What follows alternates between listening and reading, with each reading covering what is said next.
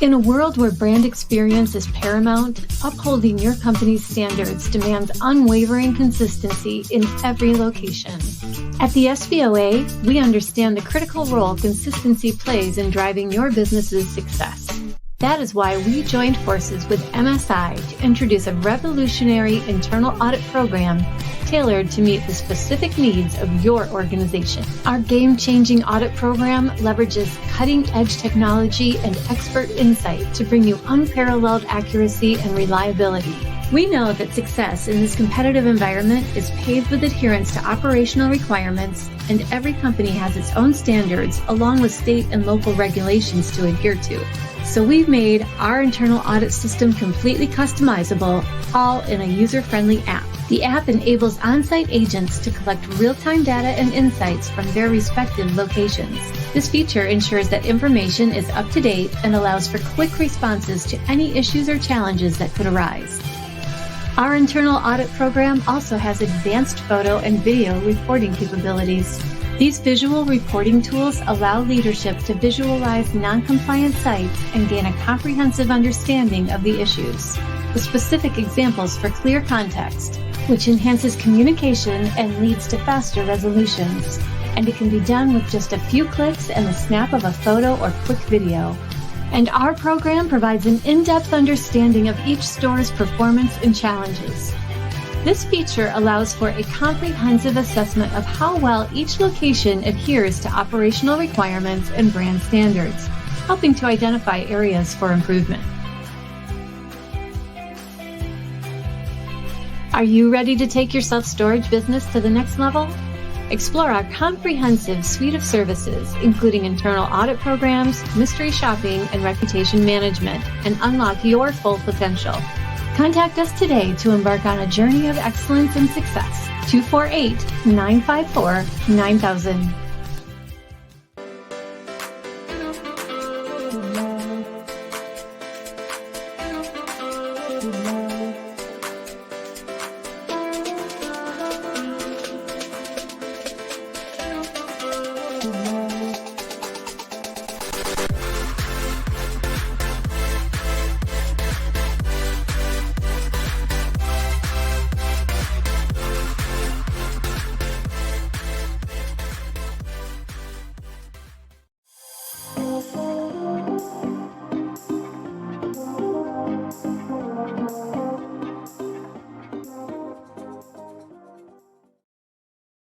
Are you a self-storage owner or operator looking for service providers to help at your facility? Well, the Storage Business Owners Alliance, also known as the SBOA, has you covered.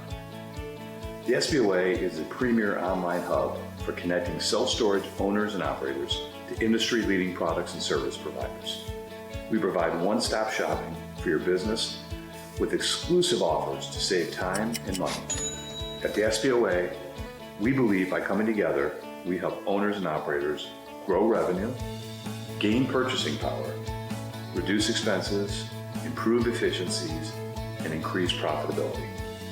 We also offer many resources such as our conferences and Self-Storage Unlock webinars to help self-storage owners and operators gain the knowledge needed to become more competitive in the industry. To become an SBOA member or to find out more information, please visit www.thesboa.com today. We can't wait for you to join the Alliance.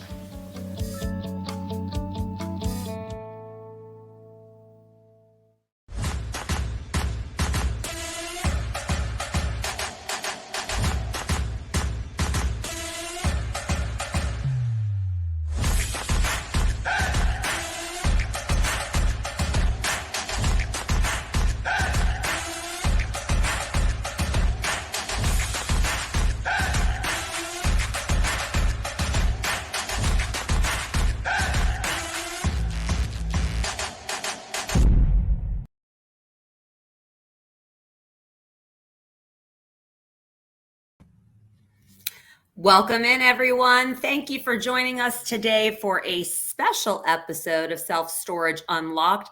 As many of you know, this webinar series we typically do 2 times a month for just 1 hour.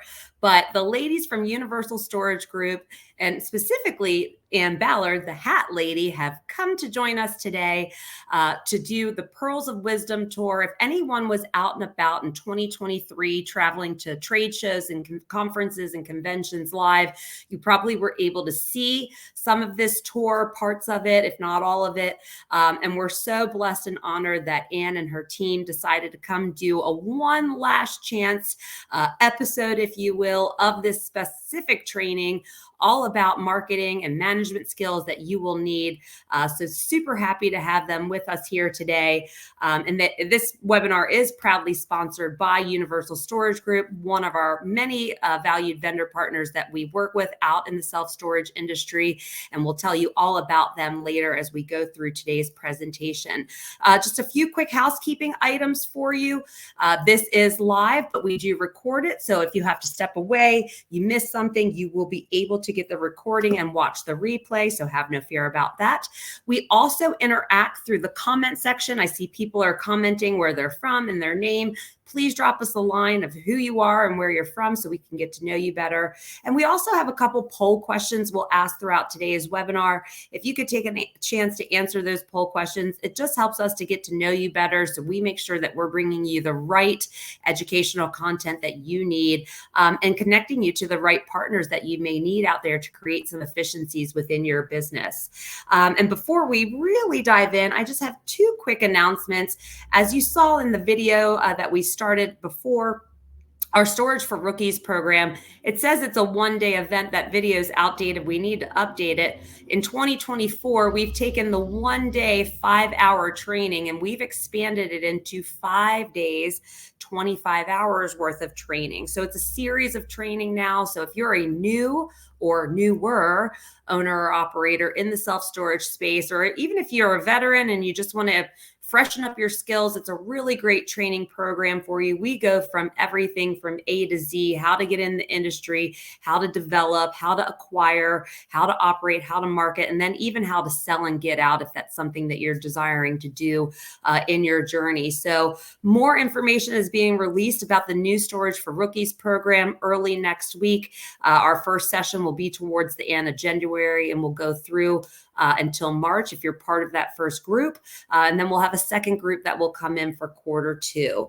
Another big announcement, the SBOA now has 2 levels of membership. You can still be a free SBOA member. You'll get our weekly newsletter that comes out every Tuesday, and you'll get access to our digital quarterly magazine, which actually drops in email boxes next week as well. So 2 big things.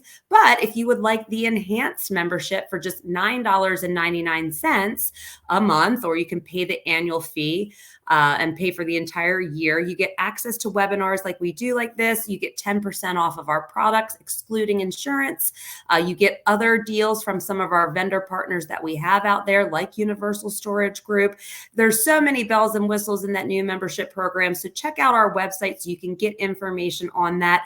And we are running a special the entire month of January. You can get it for half off. So $4.99 a month, or if you pay for the full year, it's $49.90. You cannot get this level of membership for that price. So please check it out. And we're going to just get right into this. So my first person I'm going to bring up is the one and only, the hat lady herself, Miss Ann Ballard. Hey there, Ann. Hey, Jessica, how are you today?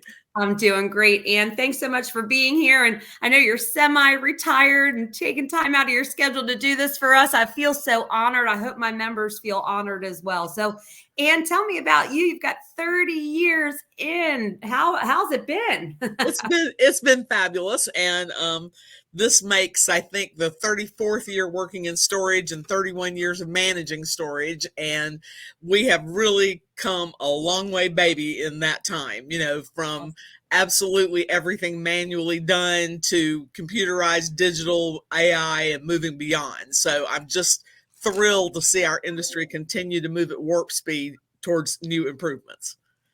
It is moving at warp speed. You are absolutely accurate saying that. I feel like every day there's a new update. We produce this content, and within a month, it's outdated content. So that's why we're always producing content. That's the truth.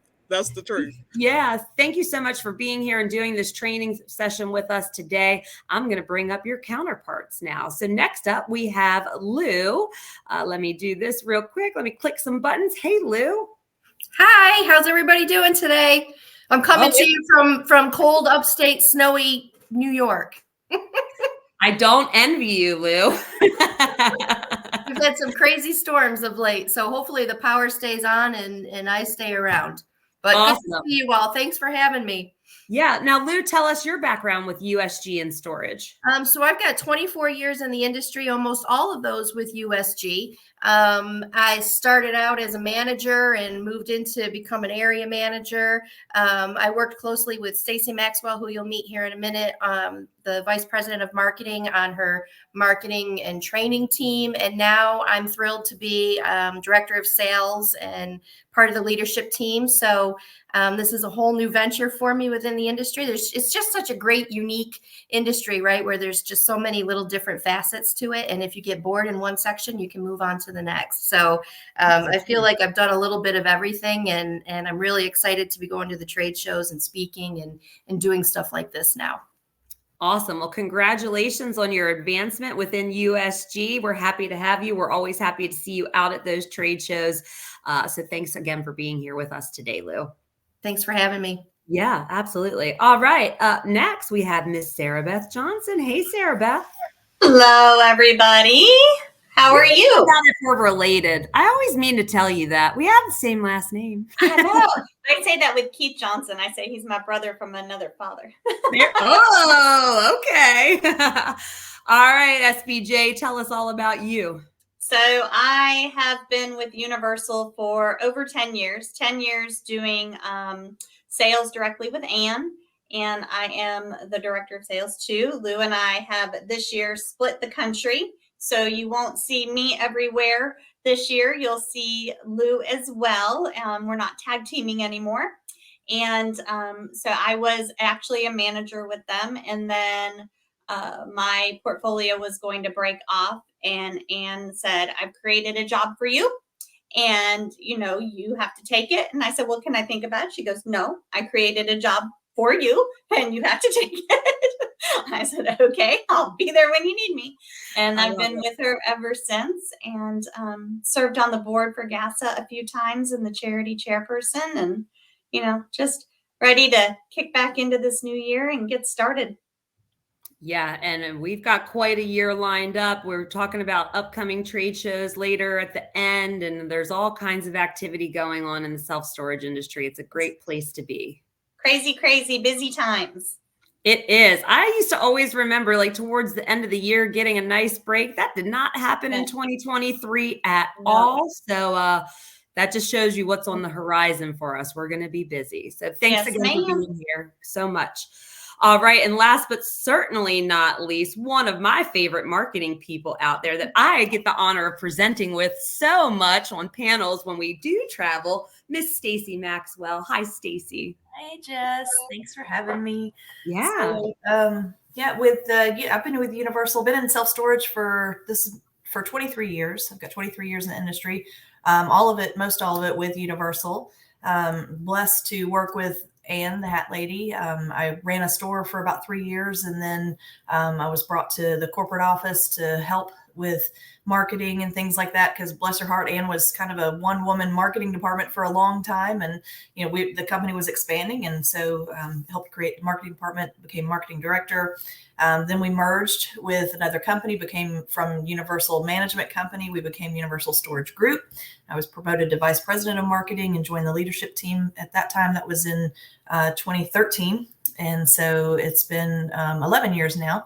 And we've added training department to my purview, I guess. And I wouldn't trade anything for the world, though. I absolutely love it. It's been an honor and a blessing working with Ann and Lou and Sarah Beth as well. I mean, we've brought a lot of great stuff to the industry, and I'm just proud to be part of the team. You definitely have.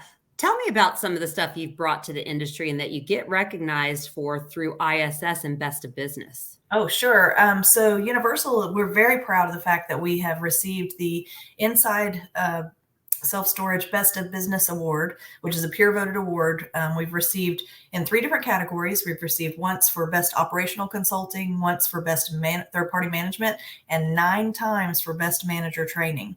So when it comes to training, we really know what we're doing here. That's for sure. That's awesome. And I think it just speaks volume. Stacey, I think we've talked about this previously, maybe even on a webinar where you mentioned the tenure within your company. And if you heard everyone say, Ann's been around forever, Lou, you all have been around forever, right? Right. Don't you have a stat on company-wide how long your team's been with you? I think I've actually been reviewing this because we're having our annual company training coming up in February. So the average tenure in the field is just over 5 years for managers. And at the corporate level, I think it's 14 years is the average. And Ann may be able to correct me on that there, but I believe it's 14. I haven't calculated that. But for the field, it's 5 years average tenure. So, and Ann put in the notes just there too. One thing we did leave out, I didn't mention our other awards is we've received 13 Facility of the Year awards from MSM magazine. No other management company has received as many. So, and those are all based on design of new and converted facilities, which Ann has designed most of those herself. Yeah, I love your facilities. I love what you guys do. I love your grassroots marketing. I just love Universal. I love what you guys do. We love you. Happy to have you here. All right, I'm going to remove you, Stace, and we're going to bring Ann up, and Ann's going to get us kicked off today with the presentation. And I'll be on the backside directing. So just say next slide if you need me to advance. And if the audience has questions as you progress, I'm going to pop back on screen and ask them. Okay. Thank you so much, Jess. We really appreciate letting us be here today. To the many thousands that heard this presentation throughout 2023, we really think it was one of the best themes that we'd ever done. And we believe that if you take improvement in 10 management metrics and improvement in 10 marketing metrics, you're going to get 100% improvement and success in your operation. So today we present for the very last time, the last chance of this. And when you think about a metric, it's really a method of measuring something or the results that you get from your efforts. And I talk to operators all the time who, when I ask them, well, what are your key metrics or your KPIs, key performance indicators? And they're all over the place. So we thought we would sort of, for everyone's benefit, distill that down to really the 10 best from both management and marketing to make sure that our audience today and those who hear this recording later get something they can actually go home and change starting tomorrow to improve their operation. Let's go to the next one. So those are going to be same store sales increase. And we compare ourselves to the REITs, the Real Estate Investment Trust on that avenue. And I'm going to show you that later. We're going to talk about the net operating income increase. And that is so important to your profitability. We're going to talk about gross potential and street rates, talking about insurance sales, box sales per lease, discount percentage, fees waived percentage, delinquent percentage. All of those are key to profitability, as well as your expense percentage. And then talking about a couple of these 10 marketing metrics when we get onto that section later today. So let's jump in and get started. First of all, we love to take a look back at what's happening within the industry. So we use the Almanac published by MSM, which is now Modern Storage Media, and it shows us that in 2023, there were 51,000 facilities nationwide. That was up 673 from the year before. Store size is about 40,000 net rentable square feet, which equals about 2 billion total square feet in the U.S., or 6.1 average square feet per person. And through the second quarter last year, and we'll get updates on this here in a month or so when the new Almanac comes out, but the national average 10 by 10 drive-up unit, non-climate, was $120. In the South, we averaged about $112. The climate control 10 by 10 nationally averaged about $155, and in the South, $146. Now, in 23, those rates were all up 10%. But if you're watching anything about the industry and maybe even your own store, you've certainly seen that there's been a big impact to rates since this data came in, and in occupancy. So paying attention to the industry and finding out what's going on and how do you compare to both the national and the regional numbers really helps you to fine tune that operation. Next. We pull some data, as I mentioned, from the Self-Storage Almanac, and it very closely mirrors our own portfolio's data, that about 80% of the tenants are residential, meaning about 20% are commercial or military student. So it's important to know what your customer base is in order to serve that customer base and in order to provide them the kinds of amenities, programs, and services that help put you at the top of the market, no matter how old your store is. And then surprisingly, about 50% of the storage customers are married and about 18% previously married. But see that big chunk of green? 31% of storage customers have never been married. So that leaves them to plan and sort of execute their life maybe in different ways than families do. Let's go to the next one. When it comes to where do they live and are they owners or renters, this also surprises a lot of operators. 72% of storage customers from the Almanac and the Self-Storage Demand Study are living in single-family houses, with only 25% living in apartments or condos.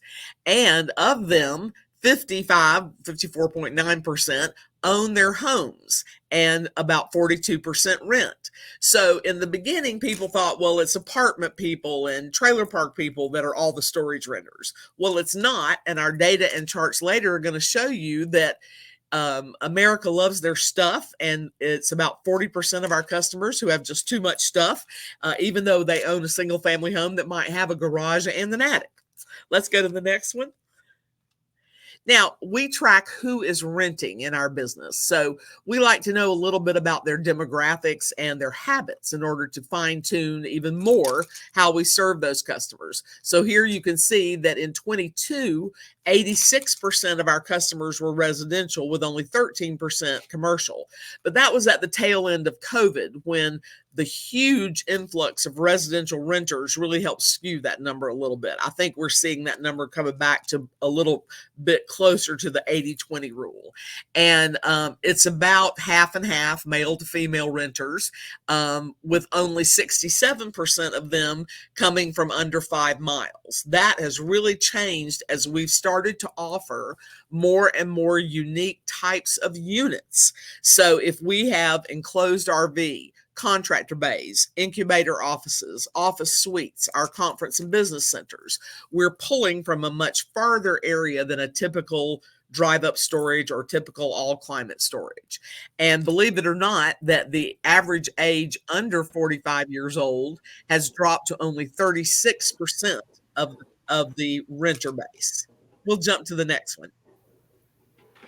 Now, the average length of stay for all of our customers in our portfolio is 1,114 days. That's over 3 years. We happen to use SiteLink as our operating system, which is where you can find the data on your marketing summary report. But if you know the average length of stay for your customer base and how long your store has been open, you'll be surprised to see that oftentimes for a store that's been in operation for a couple of decades, more than 50% of the customers have been there, pretty much since the start, or longer than 5 years. So it lets you tailor and fine tune the way you operate and the offerings that you give. We'll go to the next one. Thank you. Here's where we start with our analysis and the metrics. This is Universal comparing ourselves to the Real Estate Investment Trust.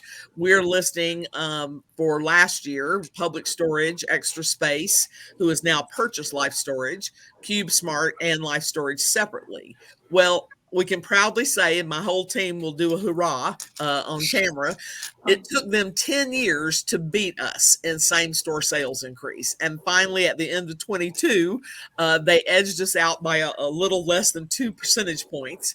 But that's not to say that we won't come roaring back. But even though we're considered a quite small company, managing and consulting with about 100 stores compared to their several thousand stores, we measure ourselves against them to get an industry comparison. and with that 15.2% for 2022. For net operating income, we really believe net operating income, which is the measurement of your efficiency after you pay all the bills, is the best measurement for a management company. And as you can see, we beat them all. We continue to beat them. We use low-cost technology. Stacy's been worn out by the huge amounts of low-cost technology. We're going to show you a little cheat sheet list of those at the end of this session. Lou has had to implement all of this low-cost technology when she was an area manager. So, and Sarah Beth has certainly learned all of them. She continues to amaze us with the courses and knowledge that she adds to the pack. But at 20% improvement to net operating income, those are the kind of numbers that we measure ourselves against and want to continue to strive for. We'll go to the next one. So you can take a measurement of your same store sales increase and your NOI increase by looking at your own financials year over year. Now we jump into, and I'm going to get Lou and Sarah Beth to help with this, and then Stacy's going to do a bunch of the marketing section. But if you'll go back to the slide before, 8 of these 10 key metrics are on your management summary. So it's not as if you have to look a million places. It's literally right there in front of you. And to go to the next slide, you'll see when I look at a management summary, this is my spaghetti bowl. This is all of the stuff that I see, and I can spot things in an instant that owners haven't looked at in years, and it's right in front of them every day. So Sarah Beth took pity on the audiences and broke out all of my spaghetti bowls so that we could go through these each independently. But looking at it this way, you'll see where we're going to pull this data from. So let's go ahead and jump into that. Let's see, Lou, you want to go over this one, rent collected? Sure. So when you're looking at your management summary, you want to make sure that your rent collected month to date is equal to your contract totals. So if you look in this instance, it collected 64.6 versus 65.9 for contract totals, which is pretty darn close, and that's pretty probably explainable. But when you see a really large gap between those two numbers, that should be a red flag, and you should be searching for where is that missing money. Next slide. Absolutely. Next one. Okay. This one is one I just love. It has never failed to amaze operators when they do this simple math. They take the late fees they've collected for the year plus other fees, as you can see in the top red circle, and compare that to the concessions or fees waived down in the bottom red circle of late fees and other fees waived. So when you add fees waived versus fees collected, it should only be about 10%. On this particular store, it's 120% waived versus collected.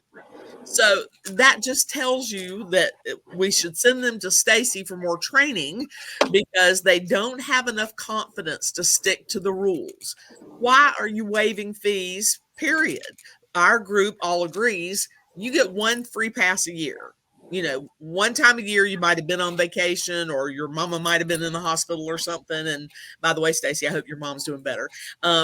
So that, everybody doesn't continually get their late fees waived. You're training the customer to pay you late if you continue to waive their late fees. All right, next. Okay, Lou, you want to take this one? Sure. So this is just looking at your net gain. So you want to look at both your month to date numbers as well as your annual year to date numbers. And obviously we're hoping that we see a gain in your move-ins versus move-outs. But you also want to be looking at your insurance sales. So you should be selling, I would say, at least 90% of your overall contracts every month should be getting insurance.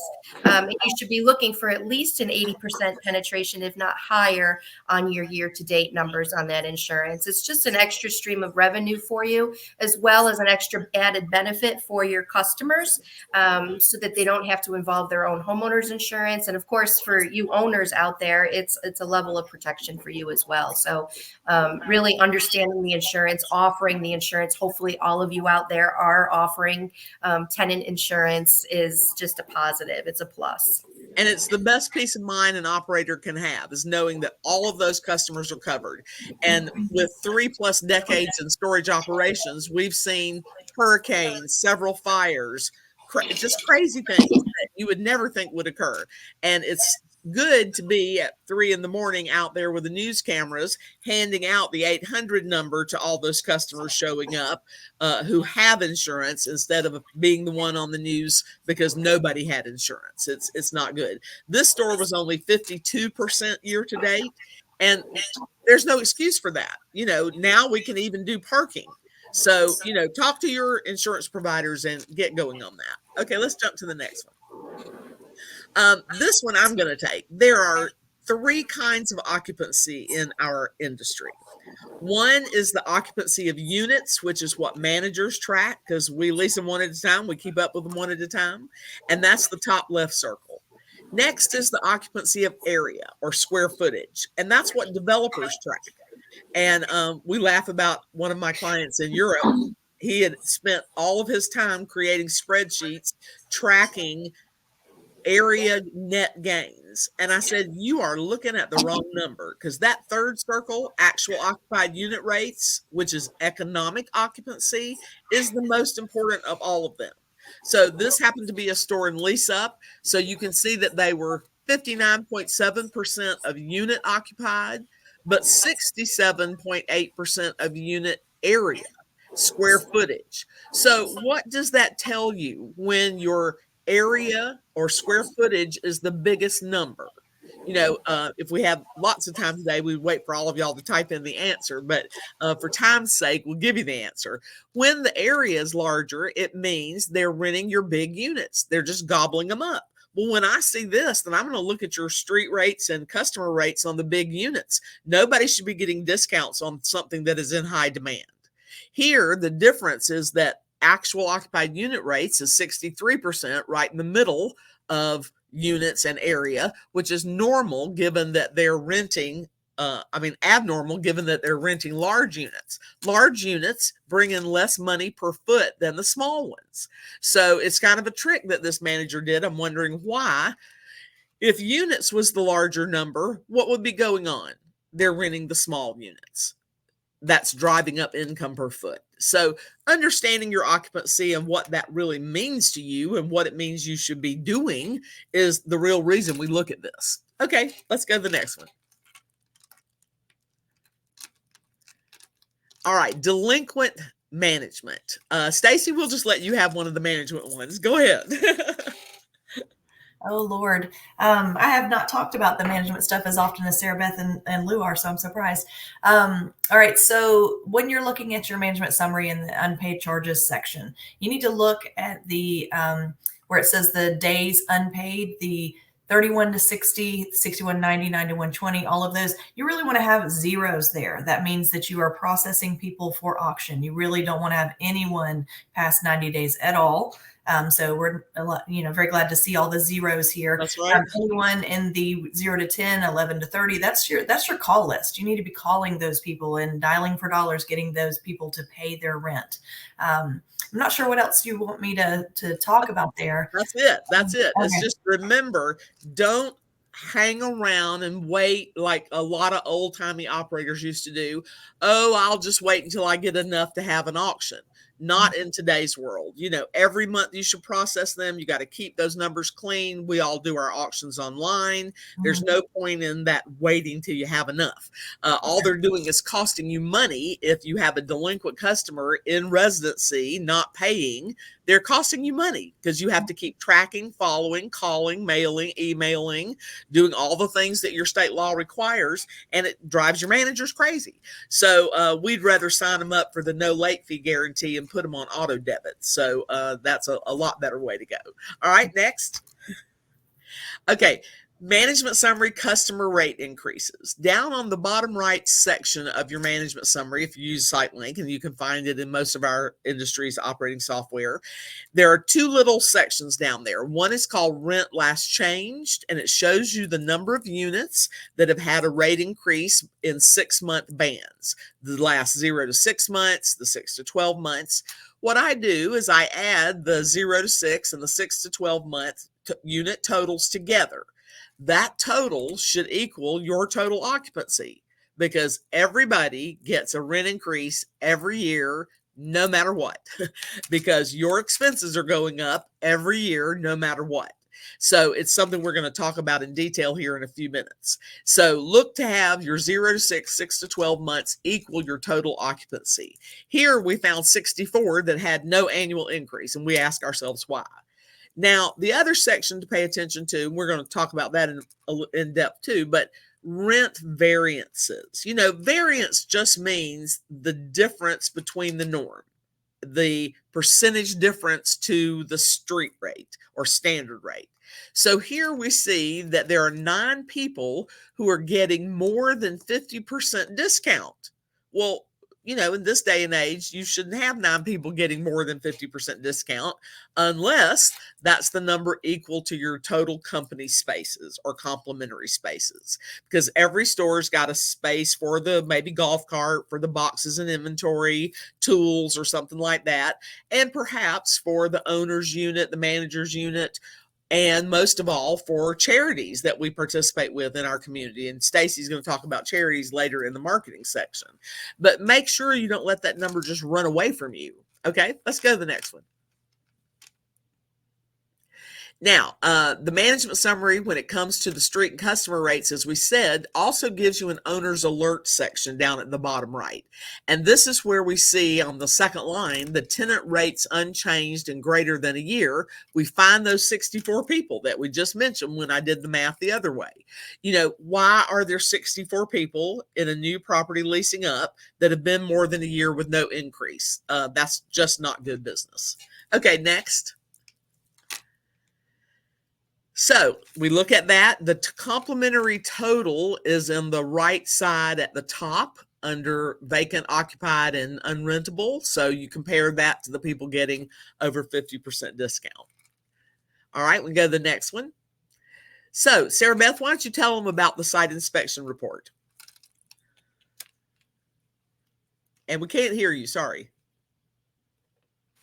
I muted myself because everybody thought that I was making noise. So the site inspection report is a report that our area managers use frequently when they go on site to visit a property. And Lou, I think Lou would be the best one to go over this since she was the recent area manager. Okay. Well, it really just gives you a lot of the same data as your management summary does, but in a condensed version and in a quarterly fashion. So it's giving you 4 months in it at a glance really quickly. So if you go to the next slide, we can kind of go in a little bit more in depth there. So this one is showing you how many units total that you have in your facility. So if you're looking over the course of 4 months, your total unit count really shouldn't be changing unless you're in the middle of an expansion or if you're combining units or something along those lines. But as a supervisor or an owner, this is just something to keep your eye on and make sure that the unit number is staying the same consistently. And if not, why? And then just making sure that you're checking. This is showing you your occupancy. So it's showing you your move-ins and your move-outs and your net gain or loss across the board of 4 months. So what is your occupancy doing as far as going up or down? Is that seasonal or is everything looking in line? Next slide. So this one again is just looking at your monthly totals. The units again are the same. Is the square footage the same? If you're using unrentable, try not to use unrentable if at all possible, because it really skews your total occupancy numbers, which we're finding now as we're trying to put together all of our reports for our 2023 year end review. So, use unit notes in lieu instead of using unrentable if you possibly can. But again, you're just making sure that all of the total unit count has stayed the same and that you don't see anything unusual here. That's an important note about unrentable, Lou, because it pulls those units completely out of the occupied vacancy reporting. And the easy way, as we said, is make a unit note that the door is broken or a leak or, some drunk person hit the corner of the building last weekend or whatever it is, because a unit note in SiteLink, for example, will follow the unit in all the reports and let you see that. Even on the price list, it'll have an asterisk, I think. And a lot of us lease from the map, and it shows up as a little icon on the map too to let you know there's something there you need to check out. Plus, you can always check, don't make this unit available online. So if it's unrentable, make a unit note and don't let it show online. And there you've solved your problem. Okay, go ahead to the next one. Now, gross potential in a season like we've had in the last several years, we certainly want to see this gross potential growing over time. But here we've seen only a $200 increase in a 4-month period. Well, if you're doing your rate increases, both your standard and your customer rates, gross potential should be growing each month. But in the current climate, we have an odd sort of scenario going on.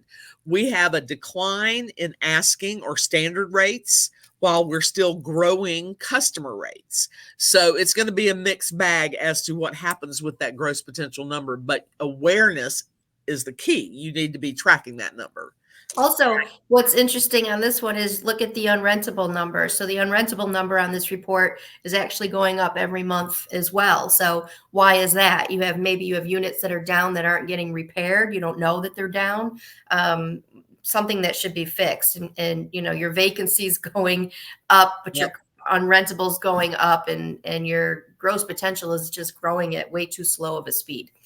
And you definitely want to do a thorough lock check on this property. If I saw these numbers, we like to see 2 complete lock checks a week. That means that you're taking the report, whether digital on your device or manual, and comparing the report status in the computer with what you actually find out there in the field. If it says that it should be customer occupied and that it's paid up, there should be a customer lock. If it's a no key, then everything should be fine. You shouldn't see a red or anything. So understanding the lock status is really key to operations. One of the very first things anybody in the industry should learn. We use, most of us, a red lock for delinquent customers, a gold or yellow lock for vacant units, but it's becoming more challenging as our own leadership team has gone through more months than I want to count, Stacey. What do you do when you're leasing digitally to serve that customer? How are you maintaining the lock status? So you can go no key, which is a digital or electronic lock, and do it all right from the computer. That's easy peasy. Or if you haven't yet modernized that much, we can use a Da Vinci lock, which is programmable and reprogrammable, that we use in a lot of our properties. So you got some decisions to make about how you operate and control your vacant inventory, because that's the name of the game. Controlling your vacant inventory, making sure there's no mystery units, there's no ghost units. And if you don't know what those 2 things mean, good. You don't need to know that. You just need to be having a good lock check. We don't want to see mystery or ghost units in there, which are people who are occupying off the books and probably paying the manager under the table. And none of our great managers would do that. We would never want to think that, but it does happen. Okay, let's go to the next one. Prepaid rent can be used to reach your income goals every single month. But like we just experienced last month in December, you would never want to see your prepaid rents get to be more than 50% of your gross potential, because then you're not going to have any rent coming up in January and February. So in most properties, this number shakes out to be fairly consistent. A lot of managers let the calendar just take it away, and it's whatever happens will happen. That means that 1 month of every quarter is really good and 1 month of every quarter is really terrible. Well, if you're ahead of that game and watching the income and getting your contract totals in there like Lou and the team showed you, then you can call a few customers, get a little bit of prepaid rent, just enough to hit your income goal to make your bonus that month, for example, and keep the income steady. And that is a very easy program to do. Don't offer big discounts. In the past, in our industry, we were offering 8% discounts for people who prepaid 11 months and got 12-month free. That's 8%. You don't need to give that much away. And 6 months prepaid got you 2 free weeks. That's still 8%. So maybe 3 months getting 5% is a better way to go when it comes to pushing prepaids. All right, we'll go to the next one. Oh, let me check. And this is why it's also important. We'll talk about this later on as well. Why the managers need to know their budget, why the owner needs to share the budgeted numbers with their managers so they know each month the number they have to hit. And if they are getting too many prepaids and they're going over budget, or maybe they wait till next month when they know that maybe it's a little harder to hit budget and they need to get some prepaids in. Absolutely. You manage it. Don't let it manage you.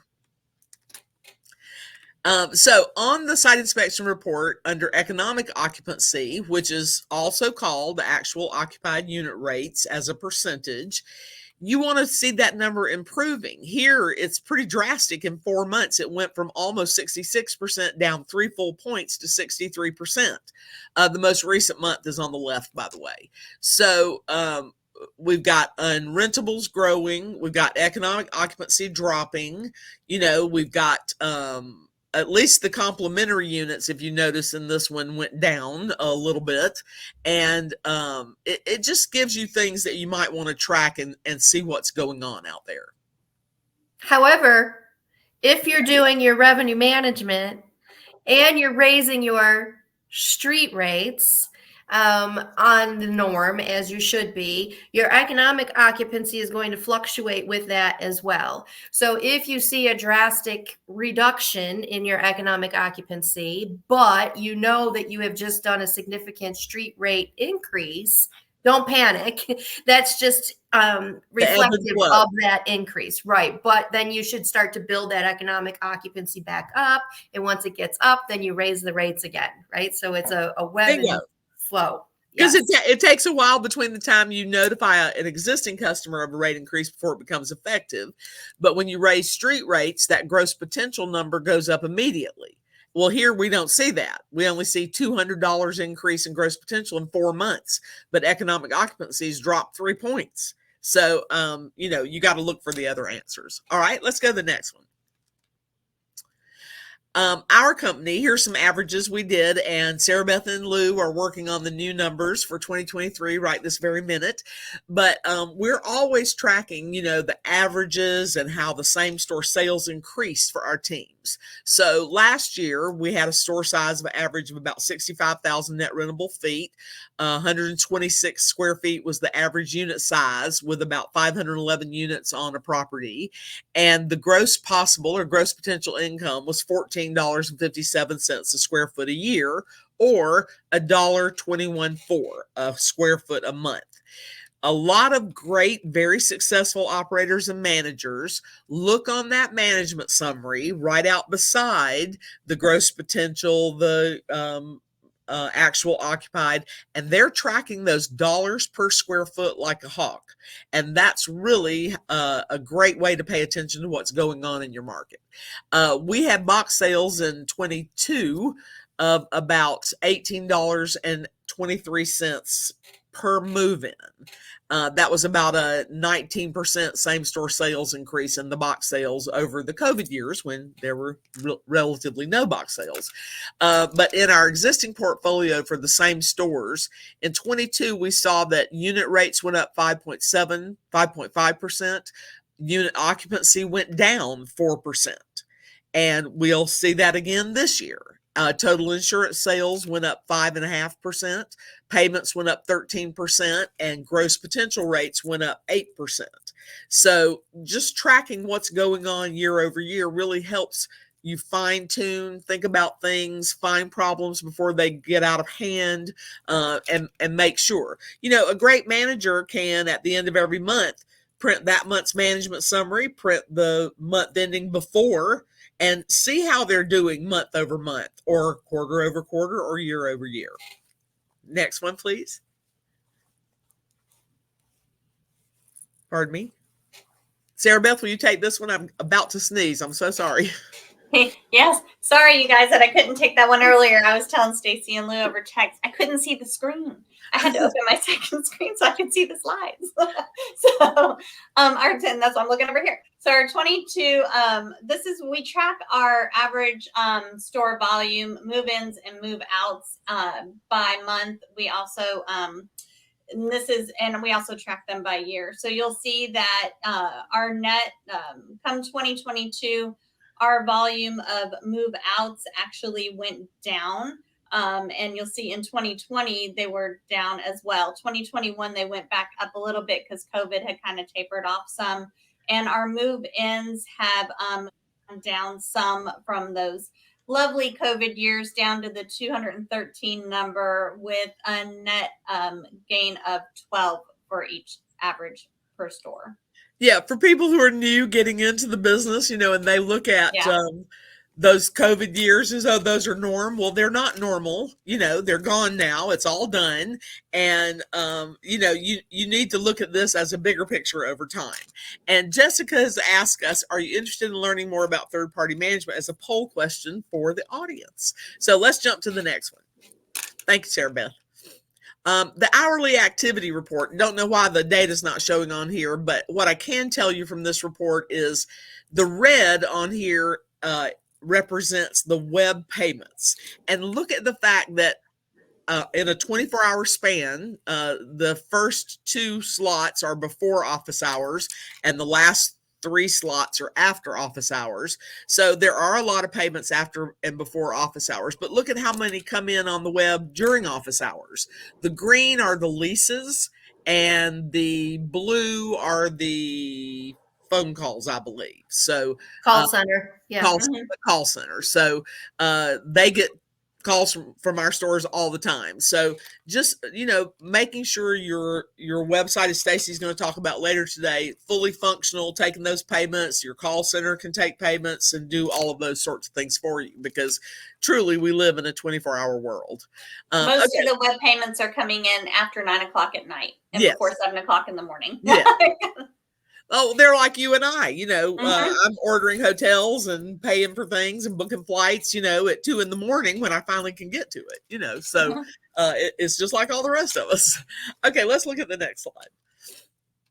And then, this slide just proves that those COVID years were the most phenomenal things ever seen in our industry. Every square foot that could be leased was leased. And if you look at this, the purple are the 2020 first COVID year.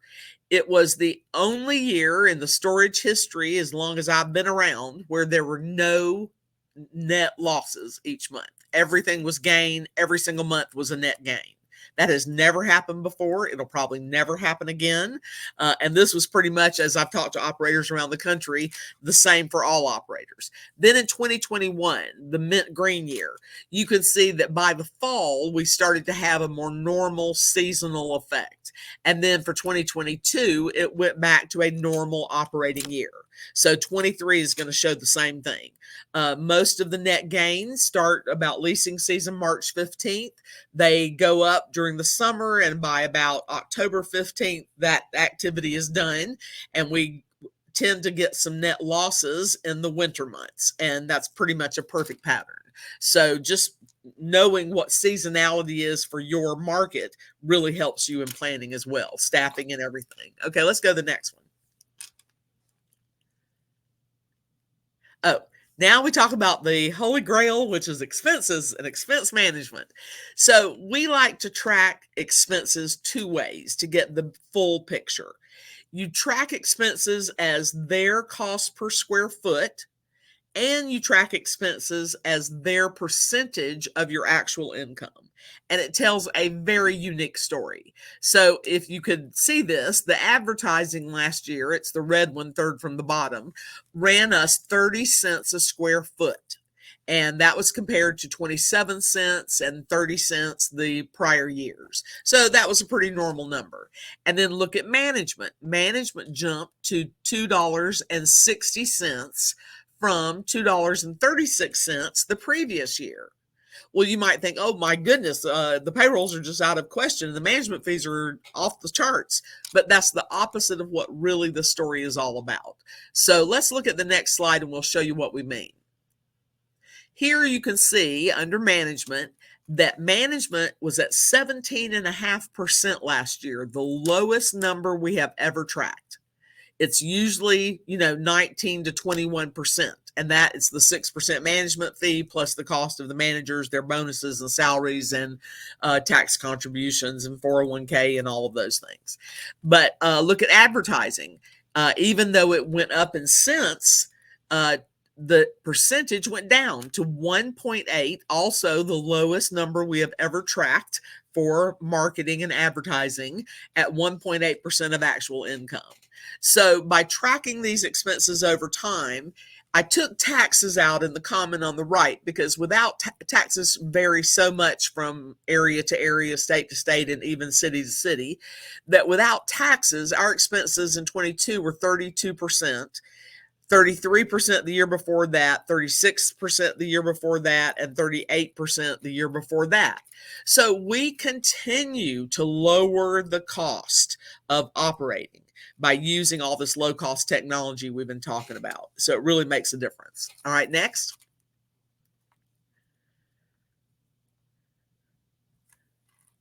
All right, thank you, Jessica. Okay, now Sarah Beth and Lou and I are going to talk about rate management. You have two sets of rates out there, your standard or street rates and your customer rates, except we also have another set. We just didn't have time to give you all the data on that. It's called web rates, and they're managed in a completely different way than these two. But the basics mean that everybody out there operating a storage facility needs to understand this 1-2 punch of street or standard and customer rates. We work on these in the middle of every month for customer rates. And we have a path for the standard rates. We are also automating those paths in both directions. But if you understand how to do it, the logic behind it, doing it yourself with your operating system, you can really fine tune it and make some improvements once you automate this. But let's go ahead and jump to the next slide and start talking about this. All right, your street or standard rates. You can use the rental activity report, which I'm going to show you, or the occupancy statistics report, which we always have also have a snapshot of. The unit sizes that are 90% or higher occupied, it's time for their street or standard rate to go up.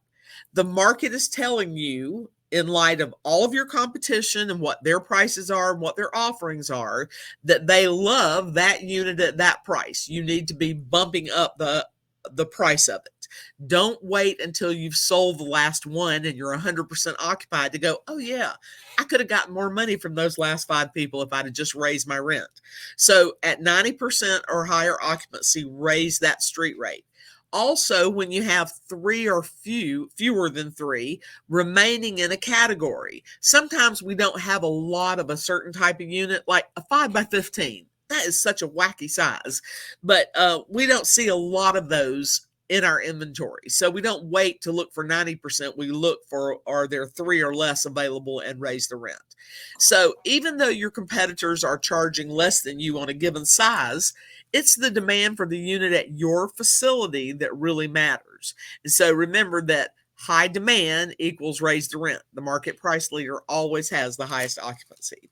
Now, I just did a feasibility. I just did shops for a feasibility, and a lot of it was RV. And there were no RV spots to be found. Everybody was full. And I walked into this place and I said, we're looking at getting an RV and I'm not sure what size. What do you have? And she goes, well, I only have this one size left and I only have 3 of them. Well, I know that nobody else in her market has any of them. And she's like, well, if you sign today, I'll give you 30% off the next 4 months. And I'm like, do you even shop your competition? Do you even know? Yeah, really. I have nowhere else to go. I'm sure you wanted to jump behind that desk and help her raise her rents. Absolutely. So let's look at how we do this process. It's on the next slide, Jess. Okay, this again is the Ann Spaghetti Bowl. When you download your own set of these slides, you can actually zoom in and see that in the right pink column, I went through and looked at the rented percentage, and anything 90% or higher, I highlighted it because those are the ones I'm going to raise. Then I used this as a worksheet to show you both how much I raised each of the sizes and what the new price would be. So this would be very helpful for maybe somebody starting out in the business or who hasn't done a lot of rate management before. Now, the ones that you have a lot of, and right now in our business, it's 10 by 10s, hands down.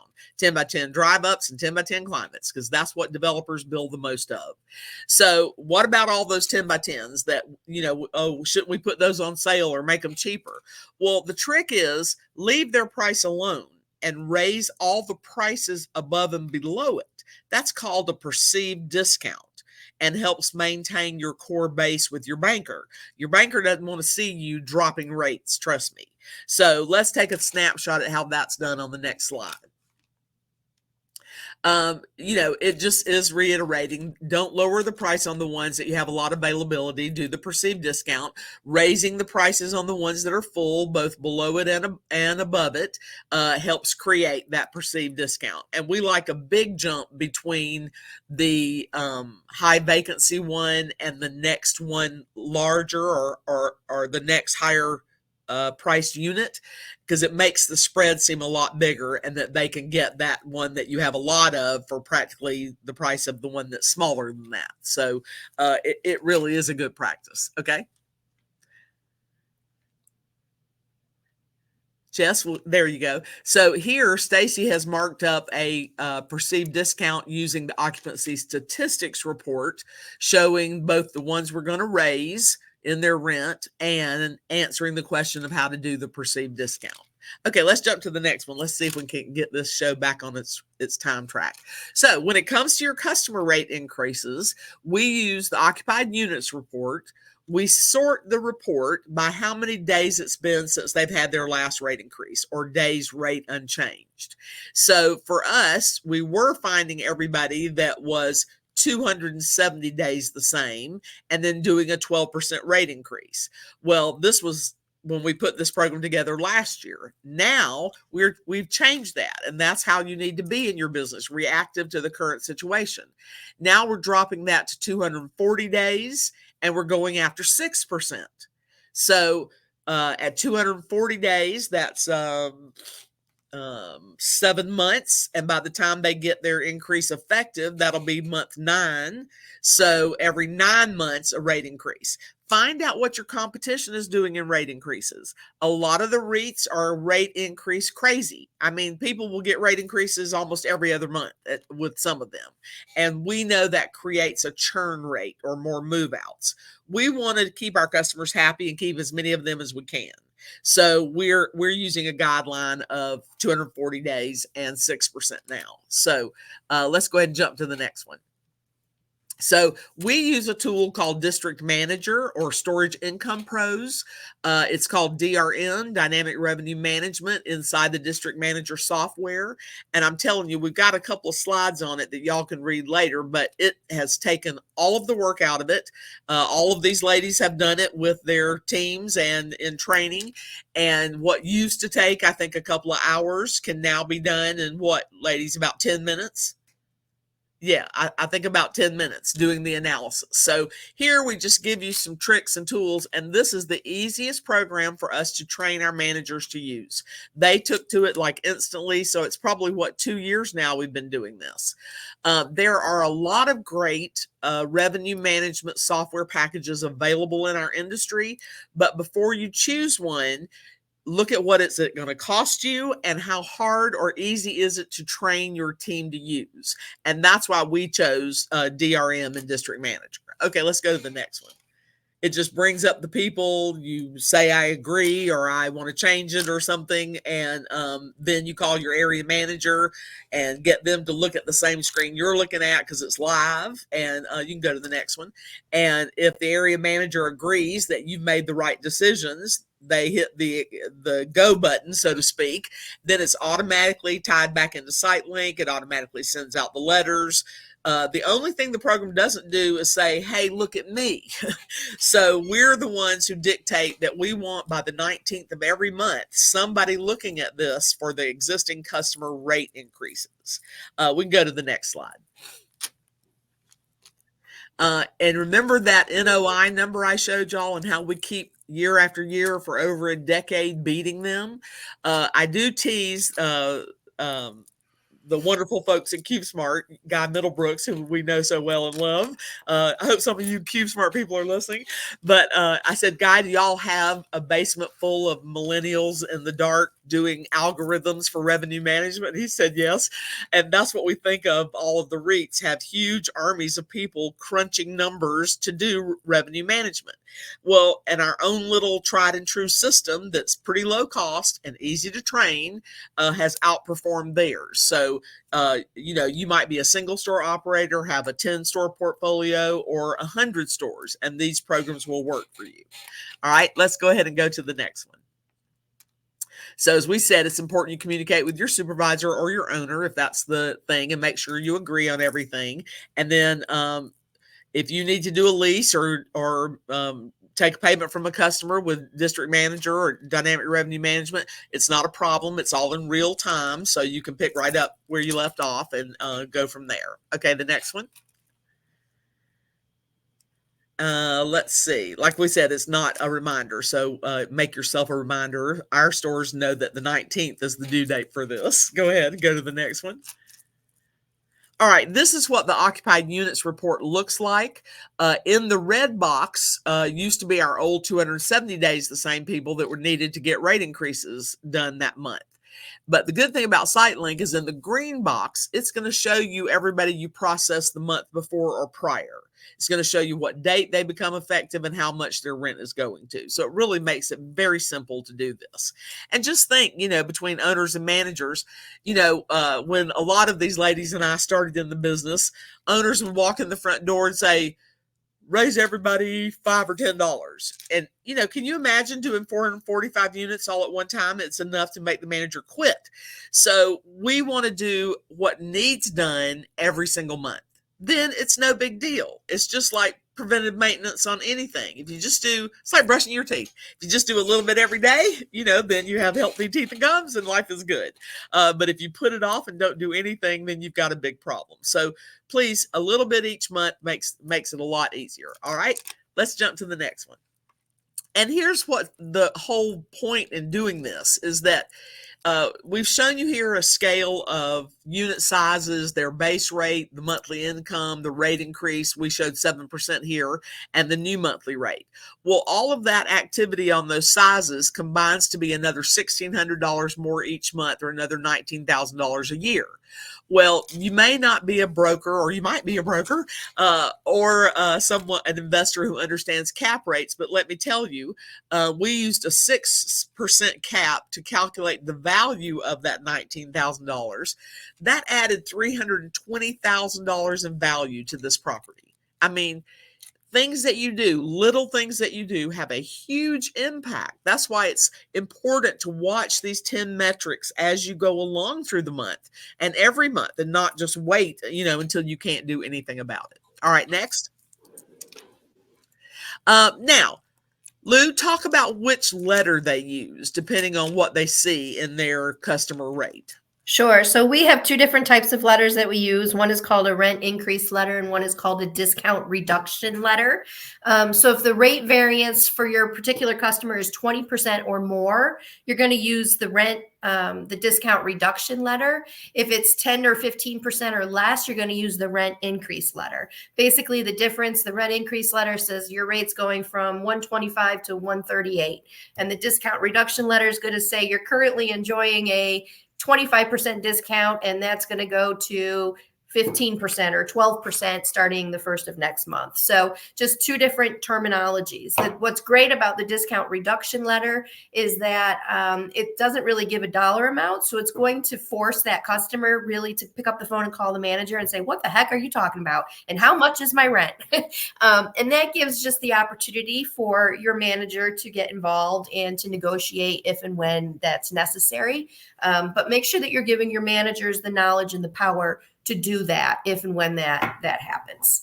And make sure you, of course, are following all the requirements in your state for notification of the customer. In every state, they have to get at least 30 days notice before any change in terms. Right. So, most states will allow you to email these letters now in lieu of mailing. So there's some savings there cost-wise. So just make sure that you're paying attention to what your state requires. And that your lease says that you can do it by email.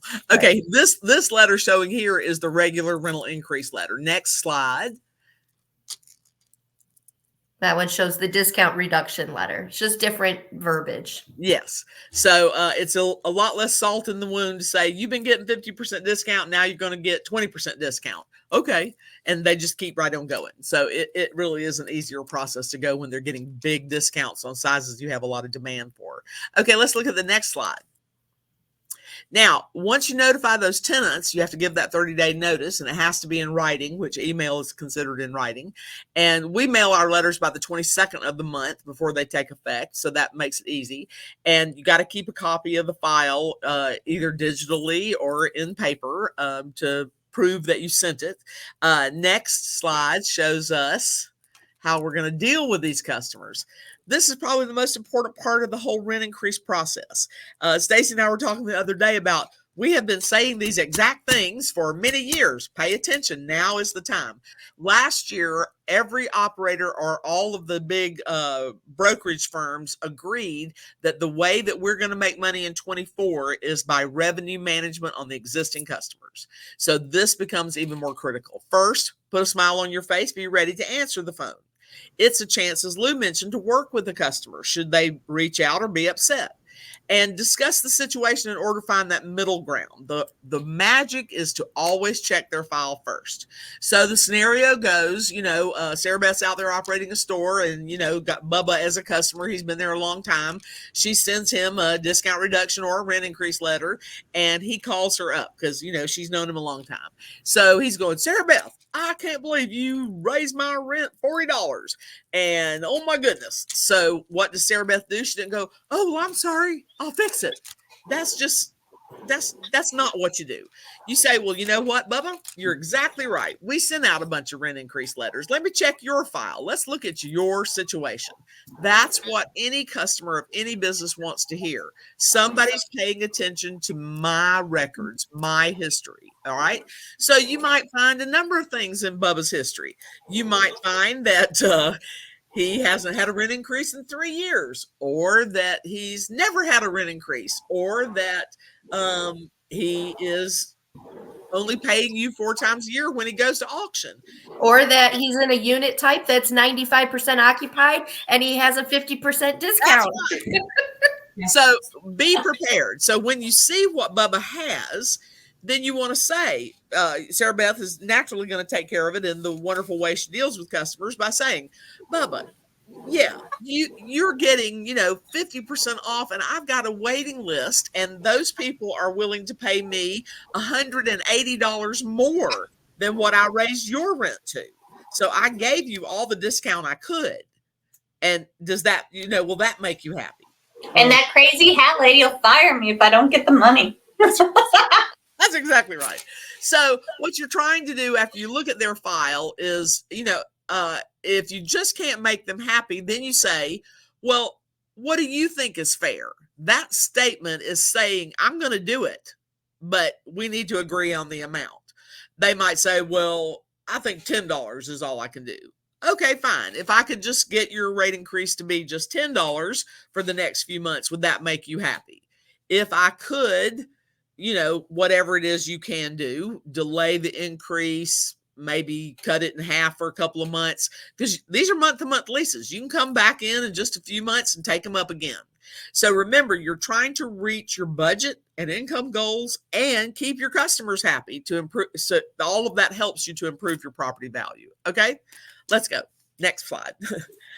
Miscellaneous unit types not to be left out. Complementary units, charity units, owners units, all of these. So on a charity unit, we've got a couple at a store we've been operating for 20 years now, and they got so many years for free, and So what we're doing is, after a while, taking them up to maybe 25% of the street rate.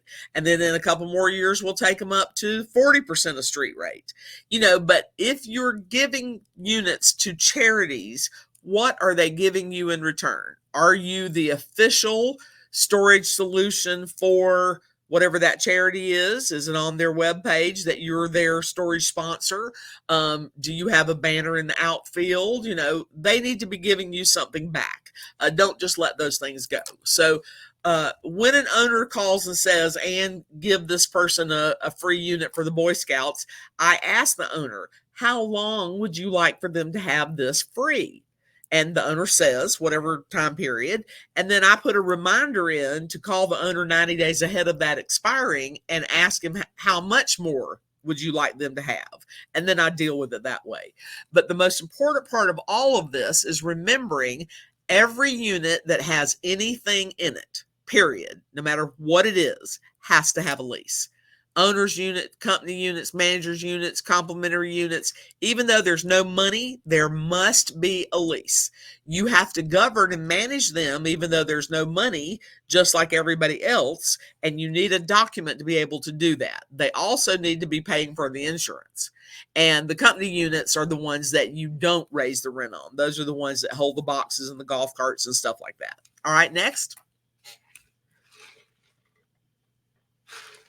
So here's a little trick as we wrap up this section, and then we're going to take a short break. You can print the vacant unit types sorted by individual units. This is a little secret that I learned a couple of years ago. It shows you how many days that exact unit has been vacant. Well, we talked a little bit about the fact that the web pricing structure is very different than the street or the customer structure. And I wish we had a couple more hours to go into that in detail, but trust me, it's different. The web shopper is the most price sensitive of all the storage shoppers. That's where we're going to see most of the discounting. Well, if you had to give a deep discount on a unit online to rent it, why are you letting them move into your premium location? Go to this vacant unit type, sort it by individual units, find out which one of those 10 by 10s has been vacant. I think this one says 2,000 days, and make the person getting the big discount go to that unit. Find out what's wrong with that unit. Why isn't it leasing, or do an audit of it? But units that have been sitting long vacant should be the ones given to customers who get big discounts, because they were only shopping price. They weren't in our store shopping amenities and location. And you can always upsell somebody once they get on the site if they want to. And right. Ann just nailed something on the head too. When I do shops, you have somebody secret shop your managers, because I can't tell you the amount of times, hundreds and hundreds and hundreds of times, that I have walked into a site actively searching for a unit, and the manager in the chair said, "Oh, just go to our website. You get a better price there." Why? Why would you? I don't know. It's very hard for me to keep my mouth shut. Absolutely. But look at all the money that your manager is giving up for you, if that's what they're doing when people are walking into your site. There's some magic questions you should be asking in leasing that take care of that problem. But unfortunately, we'll do another seminar for Jess one day that deals with that. Let's jump to our last couple of slides, and then we're going to take a little break. It's also important for operators to have one set of rules for everyone, so that you post those either on a flat screen or make a sign, as we show on this slide. We call it Vanna Whiting, where we demo it just like the game show host Vanna White does on the turning those letters, so that customers always can see that after 6 o'clock on the 5th, you're charged a late fee. It's a 24-hour world out there now. So if they don't want to pay a late fee, it has to either be in your bank account online or in your office before 6 p.m. to avoid a late fee. And then we talk about some other details too here, and you will be able to read those for yourself. But a set of rules that is always posted gets rid of a lot of problems we have learned over the years. Also, next couple of slides, we're going to show you some of the great vendors and tricks, cheap tricks as Stacy calls them, to make for great income improvement. We use Store Track, which is a daily price scraper. It's about $10 a month. It's delivered to our email every day and shows us the prices for our competition. The district manager, street and customer revenue management, it's about $100 a month, but helps us make a lot of money fast and easy. StorageCollections.com is they send out automated calls, or you can use Robert Cheaty's company at OpenTech with their Express Collect, and they send voicemails and text with a hyperlink so the customer can just hit the hyperlink and pay their bill. Constant Contact we use for our email platform. It's about $65 a month to reach a couple of thousand people each month. You couldn't do it any other way that cheap. Of course, our SiteLink operating software. OpenTech is our call center, and they get us close to 700 or 800 leases a year. Ring Doorbell is great for when you have to have a combination of remote management and live management different days. The cell phone versus the landline cuts down a lot of cost and is mobile, so the manager, while they're at the bank or out marketing or cleaning a unit, can take that customer call. QR codes, which Stacy teaches a great session at this at different conferences. That's a quick response code from a print or visual media to a digital media. It's very, very little, less than $100 a year to get analytics. We mentioned DaVinci locks for remote management. They're $15 each, and they're reprogrammable, which is wonderful. It means we can use them time and time again. The next one, that's the first 10. Let's give you the other ones real fast on the next slide. Okay, number 11 is the Noki digital locks. They're about $250 each, but they're fabulous to manage remotely or for customers who want to pay after hours and still get in that day. I mean, it's wonderful. Software texting by subscription. You have to get a bid on that. Drones and drone videos, and the videos we all know how to shoot with our telephone because you have children, you have grandchildren, and you have pets. That means you automatically know how to make a video. So get those on your websites. They really tell the story better than anything. Online digital ads can be as low as $50 a month. Social media, which Jessica is the queen of, costs nothing, just your time and intelligence. Sparefoot is an aggregator that you bid how much you're willing to pay to get them to send you the rentals. The Go2 Connect, which is the voice over internet protocol phone system, it's a $30 program. We can answer calls remotely. When we're managing another store from my store. Log Me In, it's about $80 a month and lets me get into other computers to check inventory and look at the gate system and do those things. Zoom, which is just another online meeting tool like this one. Bill.com, we're using now to pay our bills, and it makes tracking and paying those bills so much faster and easier. It takes all the manual labor out of it. Jessica, the last slide tells the last few, I think. Pay-per-click advertising. You can have a budget for that. Your website. Photos, videos, all very important. Has to have your prices, rent, and take payments. AI Lean, which is an automated auction processing. They're at all the conventions. Store Pass, Zach and his company, they're also at all the conventions. That's a digital wallet app that keeps the customer's gate code and communications and also has some special tricks in it. Blogs are free. Dropbox for housing all your bills, statements, records that you want to keep instead of keeping them on your desktop. Tablets, of course, as a brag book when you're out marketing. Stacey can talk about that later. Online auctions, definitely the way to go. We use storageauctions.com. We get more viewers than we ever thought we would.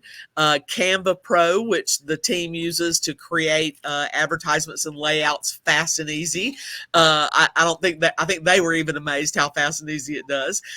Cameras on an IP address, so you can monitor them from remote locations. And then the last one is on the next slide. This is what we expect from you take all of those 10 things we went over plus our ideas.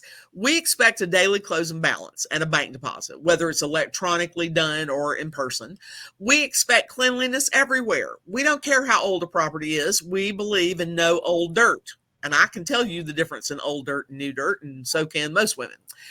We expect a concise written or digital instructions for every process, not just, how do I do this? Well, we want our new team member to pull the quick reference guide and be able to pick it up just lickety-split. We expect standards and goals to be provided for all the areas. We don't just say do good. you don't get a benefit or an improvement out of doing good. Just like having a budget, you have to have a written budget. We expect to measure the performance daily, weekly, monthly, annually, like the team is working on now, of the year over year, and provide at least an annual performance evaluation of on-site teams and each other here in the office. We also expect to succeed with consistent inspections of the areas that we think are important. The monthly supervisor, the auction coordinator, another manager, just another pair of eyes, as Sarah Beth said, looking at what you're doing. And then we expect marketing and rate management every week or month as needed for that store based on their occupancy. I think there are a couple of more, but the slide dropped off. And we are now due to take a 15-minute break, Miss Jessica. Is that still good for you? Yeah, we can do definitely 10? Yeah, let's do about 10.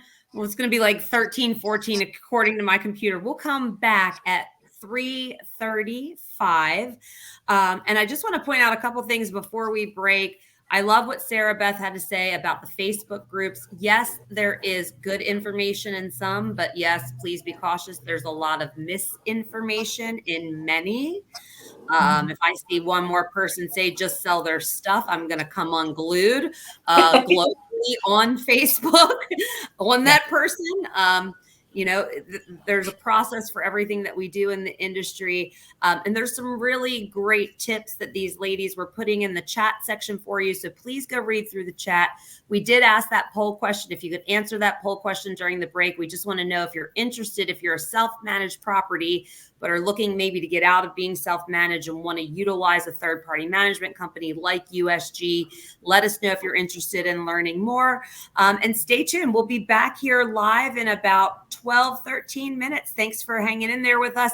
And audience, you're quiet. I want questions this next half, okay? Yeah, don't make me pick on you. Yeah, we'll find you in the audience, even though you're hidden behind a camera and a chat. Trust me, I can see who you are, and I will call on you. So thanks for hanging in there with us. We know that this is a long training, but it's a very, very vital training, and we'll be back soon. Stay tuned. Do you ever think about your future and where you'd like to spend the most time as you get older? And the most important question that comes to you is, how can I get there? If you're seeing this video, then likely you've heard about what a great investment self-storage can be, so you start looking into it. You spend hours learning about self-storage and you start to glean some great advice, but also you identify some major issues and questions that you need to answer. If you're brand new to this industry, you may be hearing and seeing so much information that you're feeling confused, frustrated, and maybe even ready to pull your hair out.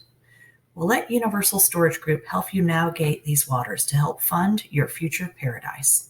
Though we recently unveiled our new branding and look, Universal has been around for over 30 years, providing fewer headaches and higher income to our clients, trust and peace of mind to our storage customers, and education and improved quality of life to our amazing team members.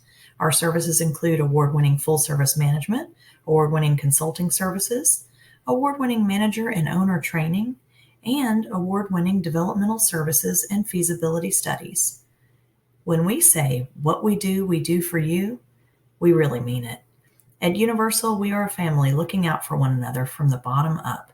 We feel that being the biggest has never really been our goal, but being the best, well, that's what drives every member of our team. With Universal, you just get more. Check us out online at universalstoragemanagement.com or reach out directly by emailing sales@universalstoragegroup.com. We're ready when you are, because what we do for you.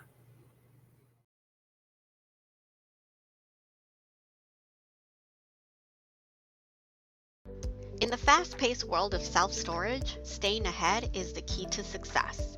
Introducing StoreTrack, offering a suite of market analysis solutions for self-storage professionals. Our optimized platform empowers managers, owners, and operators to navigate the market with preciseness and confidence. With its intuitive interface, you can keep track of market activity in real time and react faster to changes that could impact your business. Make informed decisions and stay ahead of the competition. For developers and investors, StoreTrack presents the Explorer platform. Explore data on over 69,000 facilities in the US and Canada. Our comprehensive market data assists in site selection and market due diligence, giving you the edge in strategic decision making. Ready to take your self-storage business to new heights? Contact StoreTrack today and unlock the power of data-driven success.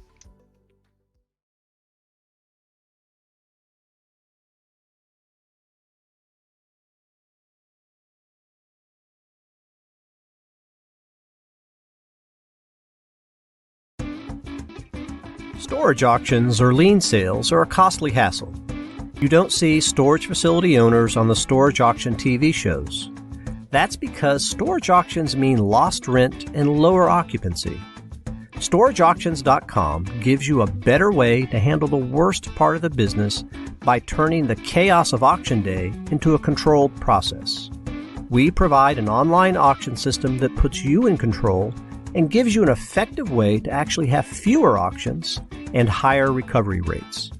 With traditional storage auctions, many facilities can't have frequent or monthly auctions, and that means that some units sit accumulating more delinquent rent until you have enough units for an auction. You then may have to pay an auctioneer and endure the disruption to your business on auction day. This is not what you want. With StorageAuctions.com, you can have an auction anytime, and you don't pay auctioneer fees or have to deal with any disruption from crowds of bidders at your facility. Online auctions attract more bidders from farther away, and that means when you do have an auction, you get a higher recovery rate. With StorageAuctions.com and the ability to have an auction anytime, we show you how to use the auction to improve collections so that you actually have fewer units go through the sale.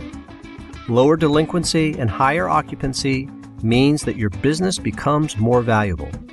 To see how our system works, contact StorageAuctions.com today to speak with an auction coordinator.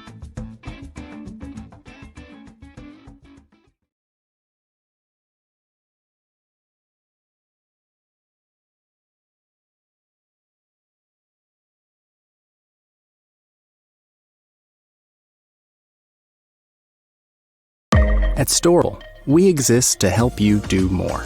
And our success? It's tied directly to yours. That's why we continue to innovate, working directly with you to address your pain points. And it's why we continue to deliver best-in-class solutions and the industry's only all-in-one, end-to-end integrated suite of products. So you can continue your best-in-class operations and stay ahead of the competition.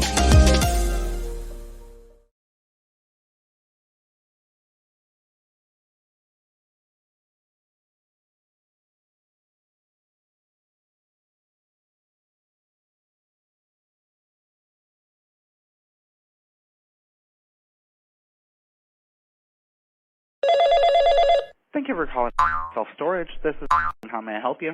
Yeah, and do you guys have any storage available, spots available? You said you're looking for a parking space?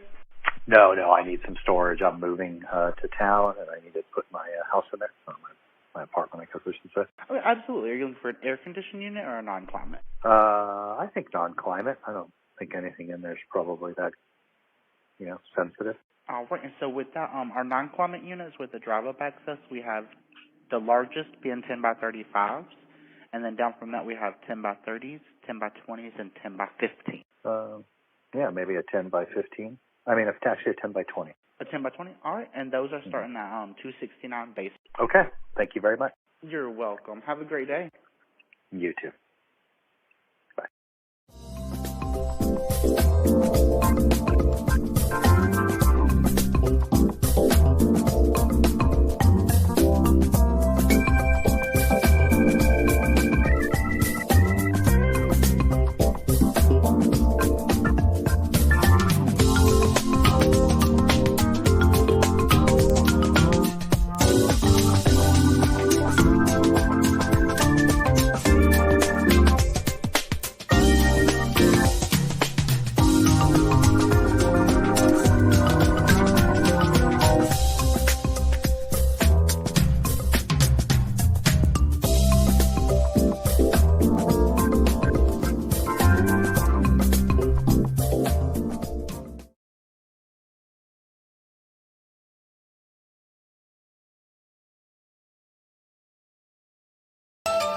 StoreEdge software by Storable is an all-in-one solution.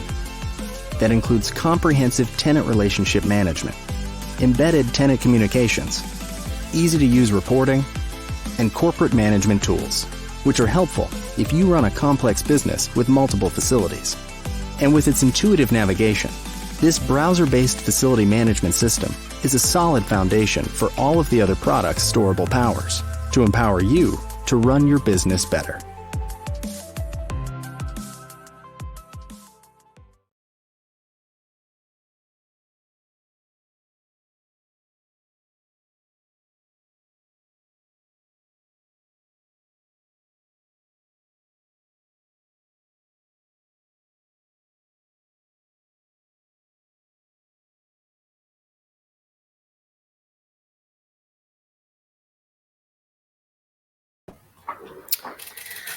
All right, everyone, we are going to get started back in just a moment. I want to do a couple quick announcements.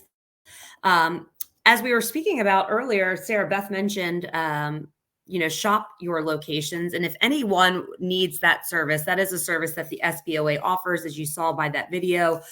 We do phone shops, web shops, and in-person shops. And then there's an even added layer of in-person shop where our shoppers can wear a lapel pin video recorder where they can actually video record the interaction that the potential consumer is having with your property manager, site manager, whatever you call your manager at your facility. So something to look into if anyone's interested. We are giving away 2 free mystery shops so you can see our system and demo the system. We'll do one on your website, and then we will do a phone mystery shop as well. We don't deploy teams out to do free mystery shopping in person, but we will do the web and phone for you if that's anything that you're interested in. What I can tell you, and it's alarming when I tell you this, is sadly the number one thing that I've seen across the board where facilities fail on mystery shopping, and we use a template, right? But we've been doing this for so long with our partner. The template's weighted. We know self-storage. We know the questions to ask. So the template can give us a very good gauge. It's also customizable to your business, your brand. Maybe you have a certain phone greeting or certain closing that you want your sales team to be saying as a tenant is exiting your office. But the number one thing that we find where people fail, and we saw it in that, or you might have heard it in the video, is the manager or the associate is not asking for the potential tenant's name, phone number, and or email address. You at least got to get the name. You at least got to get the phone number. Email is great to get to, but if we can at least get that name and phone number, that's super critical. The easiest way to do that, in case I get disconnected today, what is your name and number? Start the conversation off that way on the phone, so that way you're keeping that lead and following up on that lead in the instance that they don't purchase right away. So just want to let everyone out there know that we do offer this service. If it's something of interest to you, please feel free to reach out to us. We'd be happy to do a free shop for you. So I'm bringing the fabulous ladies back because Stacy has a hard stop at 5 as well as I do. So we are on a time crunch, but I am telling y'all, I better see questions in this second half. That's why we do these again. I am joking, obviously, but we do want your questions. We would love for you to stay engaged with us. If you miss anything, you'll have the replay of this, and then you'll have everyone's contact information in that email. So maybe you have a question at a later date for Ann. We'll have Ann's contact information so you can get in touch with her and all the ladies, not just Ann, but just wanted to let everyone know that. So, all right, ladies, this topic I love because I'm a marketing person, just like Stacy and Ann and the rest. So I'm super excited about this section. And I'm going to stay on for this section because, I got to pipe in on the marketing stuff. I just stay quiet behind scenes on marketing topics. All right, let's go. Let's do some self-storage marketing. Our next slide is going to show us the 10 areas that we're going to focus on. And sorry about the text being a little wonky here, but we will clean that up when we deliver your slides, as Jessica mentioned. It's our system, and I apologize. It's done it previously. We're working out the kink within our system. But yes, you will get a clean copy in your email box. Okay, so the 10 metrics here we're going to go over are the number of your calls, walk-ins, and leases. Tracking those and the importance of them, the percent of reviews per move-in, your cost per lease, your web to smartphone percentage, your email number sent, and importantly, the open rate, the marketing visits number, the referrals number, the online visitor and reservations number, of the Holy Grail, the net gain rentals, and most importantly, the source. What percentage are you getting from drive-by, internet, repeat referral event, and marketing, which we call REM, ads, or others? So let's jump in. I'm going to do just a few of this, and then I'm going to let them take over. So in self-storage marketing, marketing, if you boil it down to its essence, is simply creating awareness. So it's about building your brand awareness, getting back out on the streets now, making it easy to market outside of your office, set some simple goals. A little each day is definitely the way.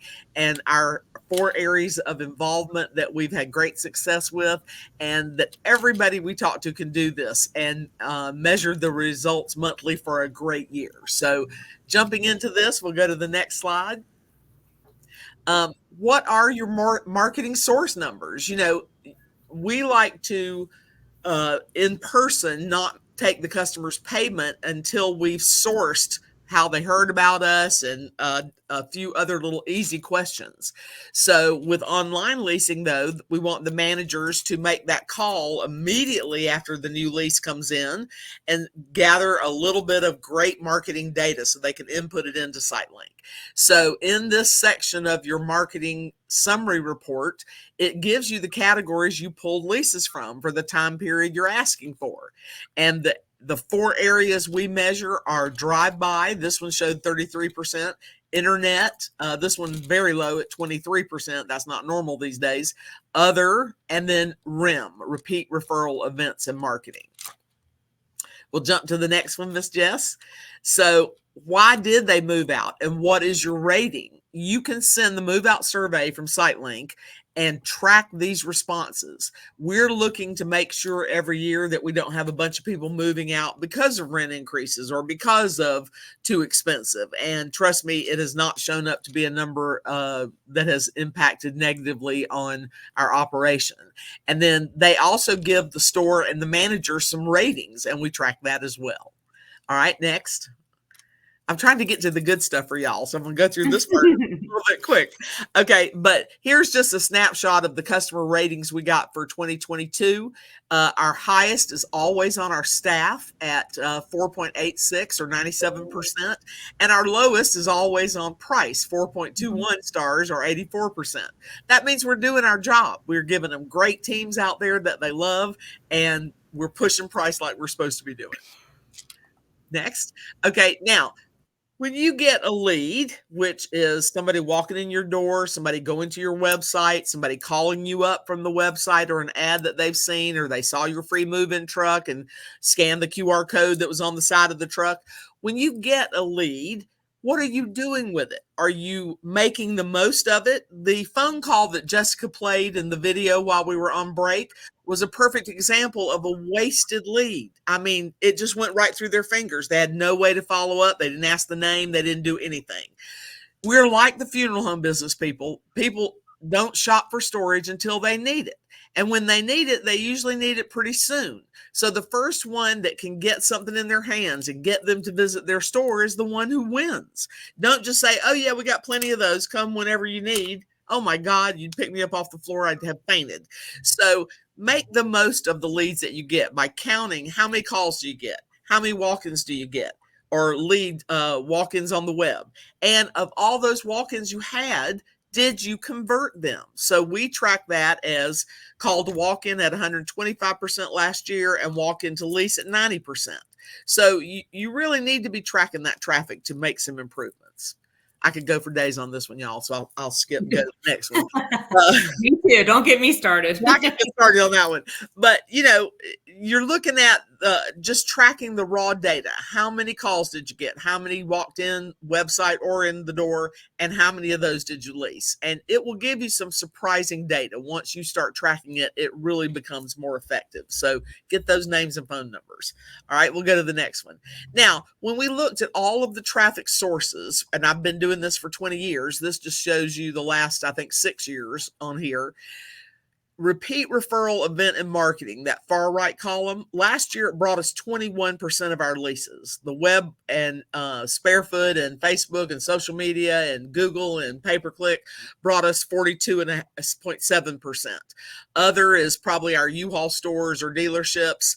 The Yellow Pages is dead, people. I mean, it's not even worth even mentioning anymore. I think we're probably going to take that out of the chart.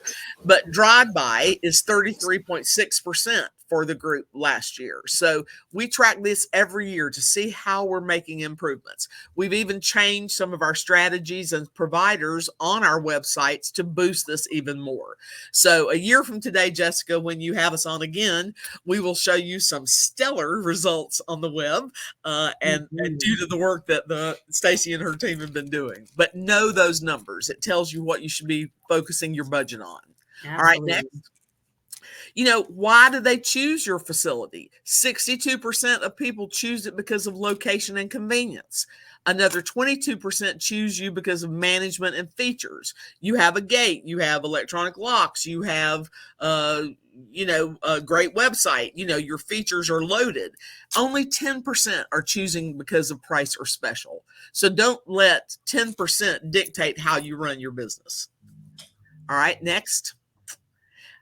Why are they storing? As I mentioned earlier today, 35% have too much stuff and about 40% are moving. So if you know that it's people with too much stuff, that's old people like me who love their stuff and just want to keep it forever, and or that they're moving, where do you go to get that kind of customer? You go marketing to moving companies, of course. You go to stagers and people who help people sell houses and things. So business needs was about 13%. I think we're going to see that number start to grow back again a little bit higher. Now, when it comes to what types of businesses use storage, overwhelmingly 50% are service-based businesses. Those are contractors and caterers and fire cleanup people and water cleanup people and special event companies. And there's just so many, we can't even list them all. But next is one that everybody but us just skips. Retailers right around your store. Almost 13% of our business customers are retailers. Then we have a mix of the doctors, lawyers, accountants, pharmaceutical people at 5.5%, nonprofits at about 7%, distribution companies at a 6.7%, and industrial at a little over 8%. So if you know what kind of businesses are using your product, you know what kind of businesses to go out there and market to. Next, we have, what are they storing? 77% of them are storing furniture in boxes. We have a little bit of wine storage at some of our stores. We have parking and RV at about 6%. Business inventory, that's that solid 13.5% again, and then some other stuff. So if you know that's what they're storing mostly, what kind of dollies do you have? Are you charging premium for locations for these people with all this furniture and stuff that want to be right by the elevator or right by the loading door? And, managers just amaze me. We all on the manager side of the desk think it's all about, it's price. That's what's so most important to them. But our data proves otherwise. As a matter of fact, this shows that customers don't do any shopping at all. 89 or 90% of them store with the first one they reach because they're not shopping any other stores. That maybe they've seen you at the chamber, they've seen your free move truck go by, you sponsored the Little League or the wrestling team in Stacy's case, and they got to know you, so they're going to come store with you. But they're not doing a lot of comparison or research, as these numbers prove. So we like to say, use your competition survey in a visual way to prove you're the best value, because shoppers want value. Cheap price falls by the wayside, but value is a constant that every stratosphere of shopper, from the bargain shopper to the most elite group, everybody wants the best value. So as the next slide shows, we make a chart that proves we're the best value in our market. Let's go ahead and go to the next slide. Here's the blow up of that. So this is our Palm Beach Gardens store in Florida. And the headline is Extraordinary Storage at Ordinary Prices, the best value in Palm Beach County. And then we prove it by listing all the things we offer. Of course, they're highlighted in yellow. And then you can't lie on this. You must tell the truth. You have to give check marks to every competitor for what they have. Well, just look at this chart. If we're all charging the same price, who are you going to pick? Of course, you're going to pick the one that gives you all those extra goodies. And then on this handout, we add picture of the team, pictures of the store, and all the ways they can contact us in the footer. So we never make it hard for somebody to do business with us. They've got our website, our phone number, our email address, our address. It has to be a no-brainer for them. And then on the next slide, we show you how to take this one step further. From this wall chart that's about 3 feet by 4 feet, sometimes we put it on an easel, sometimes we put it up to the wall. We make a letter size handout. This is one of my stores in Canada. And on the back of that 8.5, 11, or I guess that would be what, an A4 in Canada? Jessica, you keep up with that, A4? We put how many boxes you should buy for how many bedrooms you're storing. We put some testimonials. We talk about our referral program, give a space to make notes, and most importantly, show a picture of that team. And this is better than any trifold brochure you could ever order because it has all the market analysis, boom, right there in front of them. It's a very powerful selling tool. Okay, so now Stacy is going to take the rest of this and ask us for help if she wants it on all other things marketing. Go, Stacy. All right. So first, we're going to talk about some website metrics. So Jess, you can go ahead and go to the next slide here. This is our newest version of our websites that we just launched at the beginning of November. They're very successful so far. But when you are building your website, you've got to make sure that it does include these certain things. And there may be one cut off here, and I'll double check that. But number one, you have got to show your pricing online, and it needs to be dynamic. It needs to be updated. When you update it in your management software, it needs to feed to the web through the API and update on your website. If you've got static pricing on your web, we need you to come to the 21st century, join the rest of us, and have an interactive website with pricing. You also need to be able to take payments online. Your customers expect to be able to log into their account and make a payment for their rent when the rent is due. They're not dropping off checks and putting them through the drop slot anymore on site. That's not the way the world works. So you've got to take those payments online. You also need to be able to reserve and rent units. If you're not actually renting units online, then you're also behind the times now. We need you to catch up and get a program that allows for online rentals. You need to be able to manage your promotions online as well. We do that through our site link system, and we use that SRG, which is a street rate generator that is also in the district manager program. We're starting to use that to analyze the market and know where our street rates need to be and manage those promotions by pushing them to the web automatically through the API through SiteLink. So it makes things very, very easy, but for folks who aren't using an automatic rate generator like that, you can use your management software and push your promotions through the web, through the API to your website. That needs to be an automatic thing. You need to have an effective pay-per-click campaign.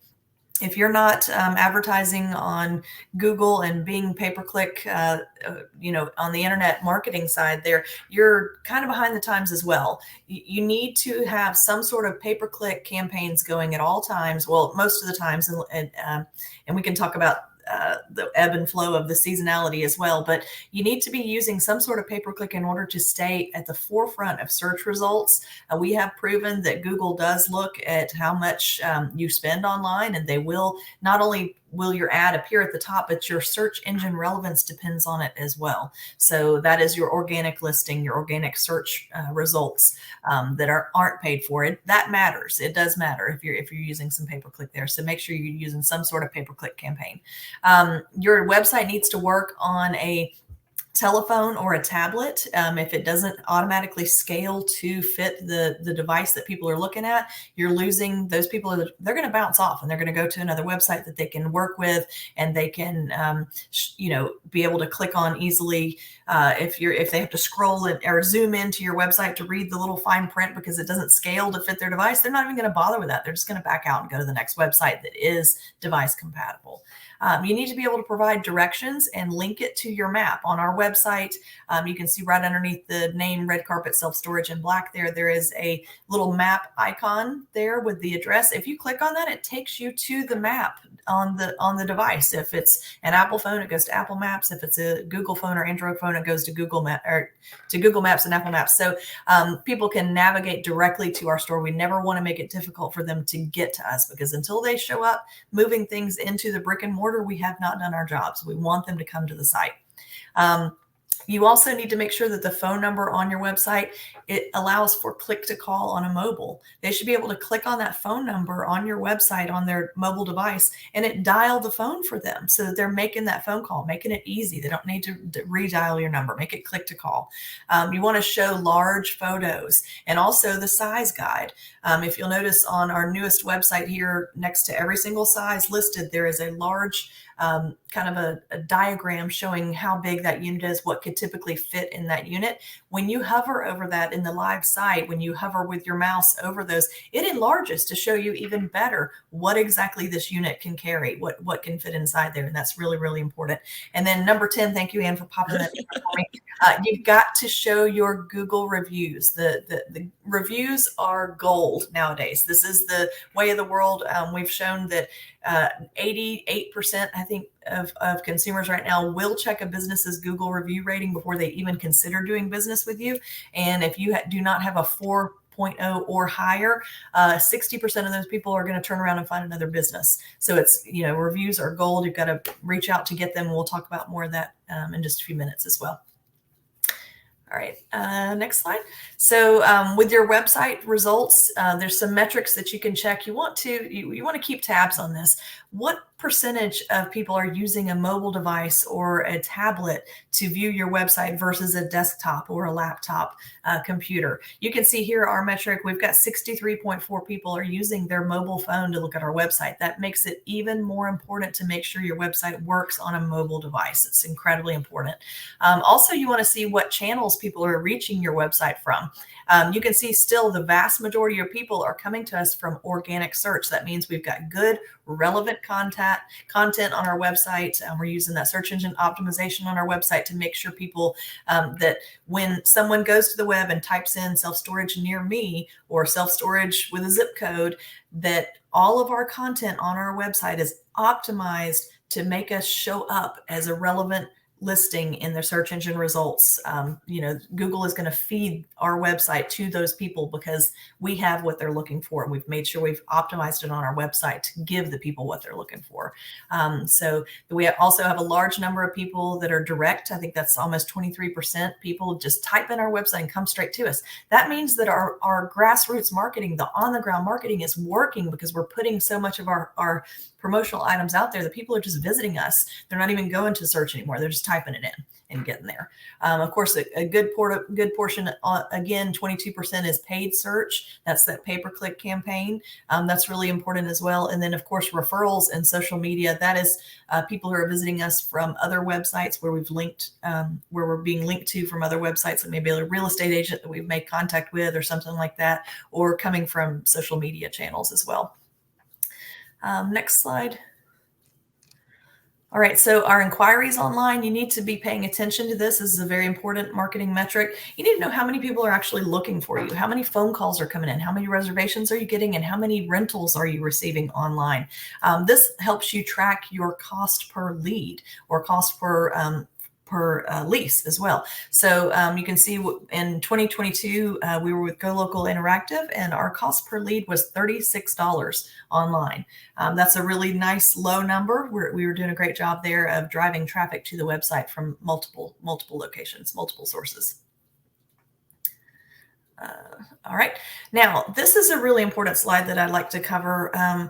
Over the past 5 years, we have seen a really crazy, and Ann mentioned it earlier, a crazy rise in web-related or storage-related searches, and then a fall. We're seeing a fall now too. So in 2019, before COVID hit, you'll see that there's that red line there. This is for all 52 weeks of the year. This is the search demand for self-storage. That red line is tracking that. So in 2019, that was our last kind of normal year. And you can see in 2020, when COVID hit, it had a natural ebb and flow, but it really rose up right there, weeks 29, 30, and then stayed higher than normal throughout the whole rest of the year, because what was happening is we all realized with COVID that we all had to social distance, and we had a lot more remote workers, and people had to find rooms in their house where they could have their kids study because kids weren't going to school, or they could have their office set up. So they needed to clear things out.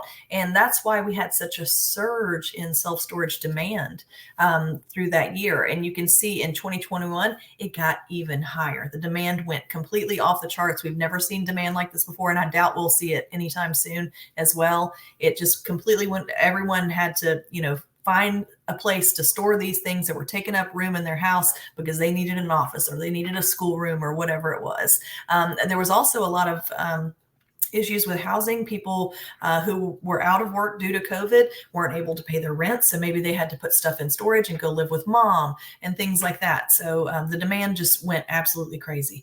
Then you can see in 2022, demand tanked. It went down. It was some of the most pitiful levels we've seen. And then in 2023, it's gone down even further. So you really have to pay attention to this. This is really important. People aren't using storage as much as they have been in the last couple of years. So anyone who had a new construction facility or invested in self-storage in 2021, 22, I hate to break it to you, it's coming down.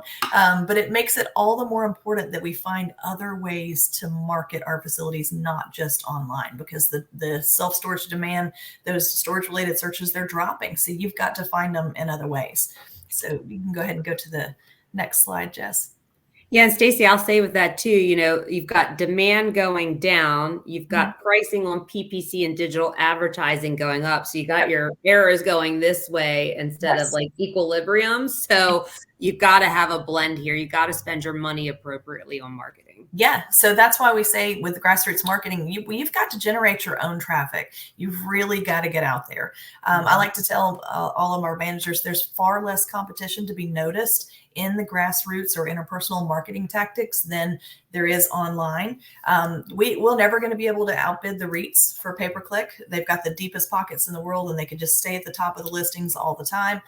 But what they can't do is they can't get out and market the way we can. We can send our managers out into the marketplace, become involved in your community, visit all those local retail and any other organizations out there, and give them some sort of goodie, something with your brand on it, something that cements your brand in their mind, because they may not need storage today, but they will need storage eventually. So you've got to be there and be thought of at their time of need. So host events that your community is interested in attending.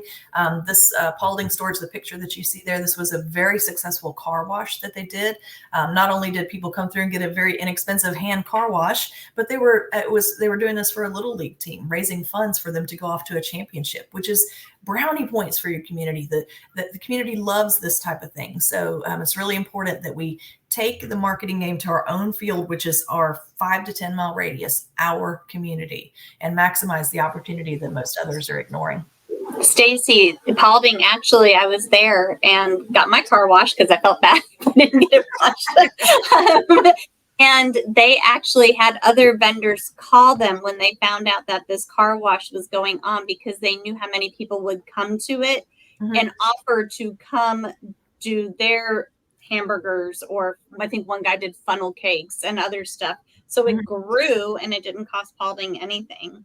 Nope. Yeah, that's right. It became a community event where several businesses in the community bonded together to help this one team get to the championship. But it benefited Paulding because we got traffic on site. It benefited the team, of course, because they were able to go do what they needed to do.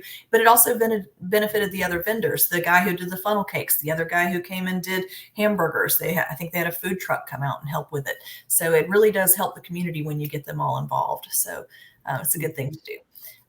So wait, go back to that. There we go. All right. So as far as marketing itself and getting out there and doing physical marketing visits, you've really got to think about what suits your store.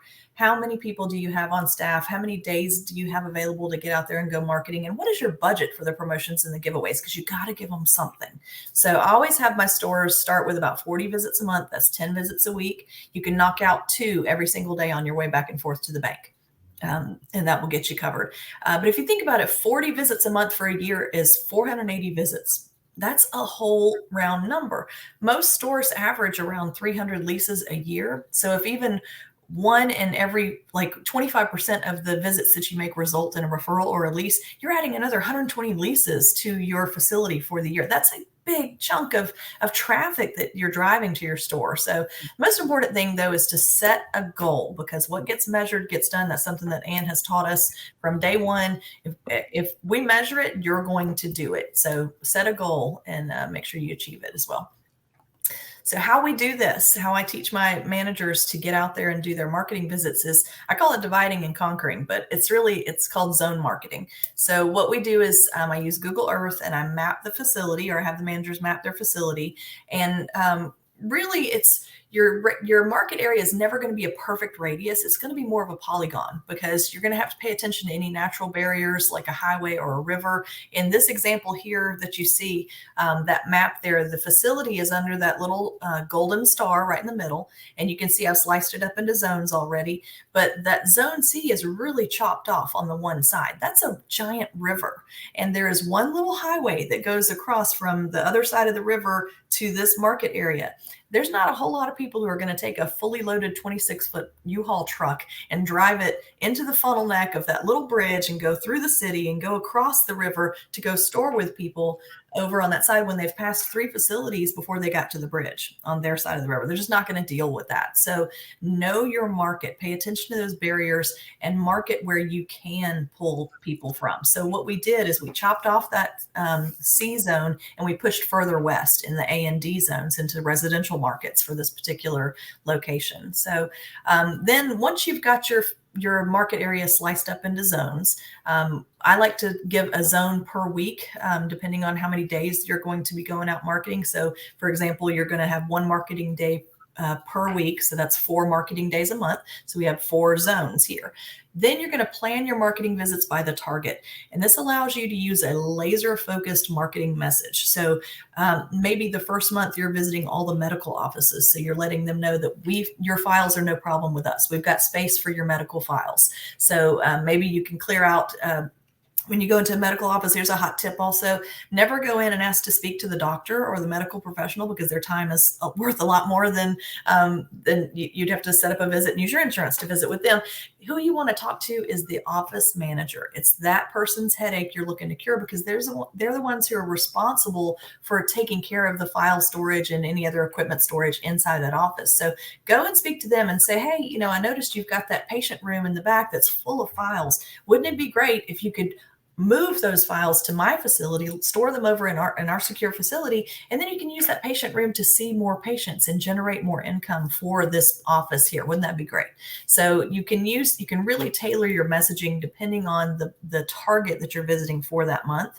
So for the first month, you might visit all the medical offices. So what you'll do inside Google Earth is you will zoom into zone A when you're getting set up to go for your first week, and you'll type in medical offices or doctor's office, whatever it is that you're looking for. And those offices will populate on the map, and you can create yourself a little route to knock out 10 of them for this week.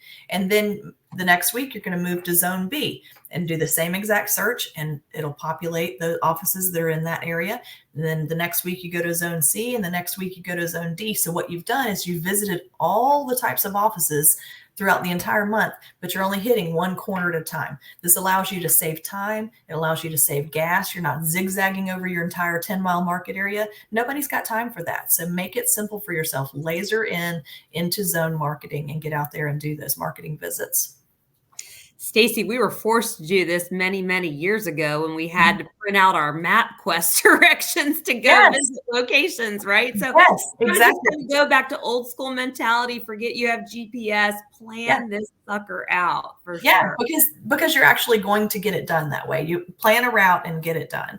So when you're doing your visits, I like to say, take something, leave something. You always want to take away something from them, a business card, a brochure, a flyer, something that's got their contact information on it. I have been known to buy a pack of gum from the little convenience store so I could have the receipt that had their contact information on it to mark that as a marketing visit, because they didn't have brochures or business cards or whatever, but I market it there because that's a good source of referrals. So take something away that's got their contact information. If you don't get their contact information, you cannot follow up. And that's something that we mentioned earlier as far as sales calls as well. Then you also want to leave something with them, something three-dimensional, not just your business card or your brochure, because paper gets thrown away. That's another big lesson that Ann has taught us. Always give them something three-dimensional, something that they can use. And everybody loves food as well. Nobody's ever going to complain about surprise treats in the middle of your workday. So think about how you can, we do little goodie tags. The picture there, it's kind of hard to see, but what she's holding up is a tiny little postcard size flyer that says pop on in and check us out for that facility. That flyer is attached to a pack of popcorn, the microwave pack of popcorn, so that becomes a marketing message and a goodie, a treat that they can eat right then and there and snack on during their workday. So people love food, so don't forget the power of treats as well. And next, there we go. So this here is a list of groups that you can target for your marketing visits. We've got it listed here in terms of high value to low value, meaning you're going to get a lot more referrals from the ones at the top of the list than you will from the ones at the bottom of the list. This is a great list for you to start knocking out your zone marketing with. Start at the top. Go to the apartment complexes. Go to the real estate offices. Contact the moving companies. We get most of our leases for people who are moving or are storing their excess furniture. So that's a hot target to reach out to. But I won't read through all of these. I want to make sure we keep on time here. So go to your competition first. Yes. If your competition is full, get them sending you referrals. If they can't place the customer, get them to send them to you. Yes, Stacy, I took our consulting clients out marketing yesterday, and when we went in, they handed them the goodie, and they felt bombarded because we had so many of us, and they were learning.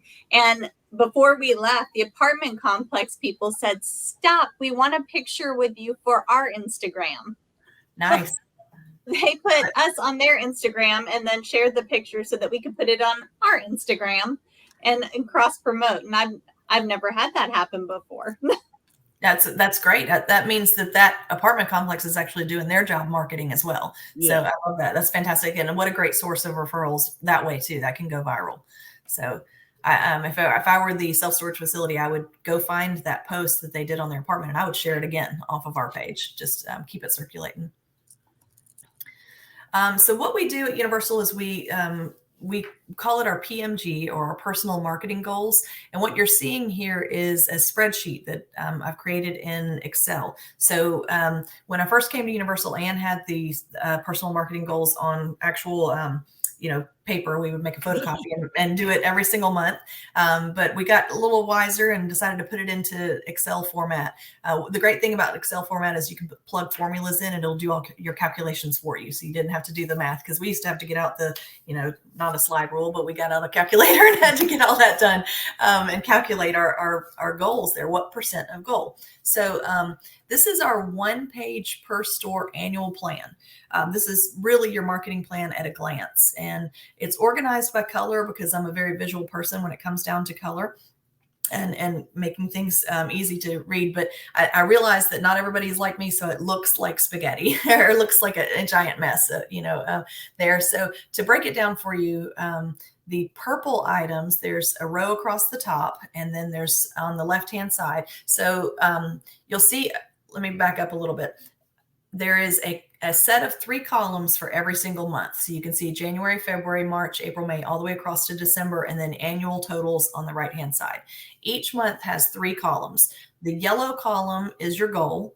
The white column is your actual, and then the bluish gray color column there, that is the calculation. That's the percentage of your goal. So at the beginning of the year, you set up your goals, and you can change it throughout the year. You can obviously change your goals if you come across an event or some other opportunity, and you can add to your goals there. Or some, catastrophe hits and you have to drop back on some of your goals. That's okay too. But you always want to keep those updated. You set your goals in the yellow columns. Goals are gold. You set them in the yellow columns for the entire year to start with.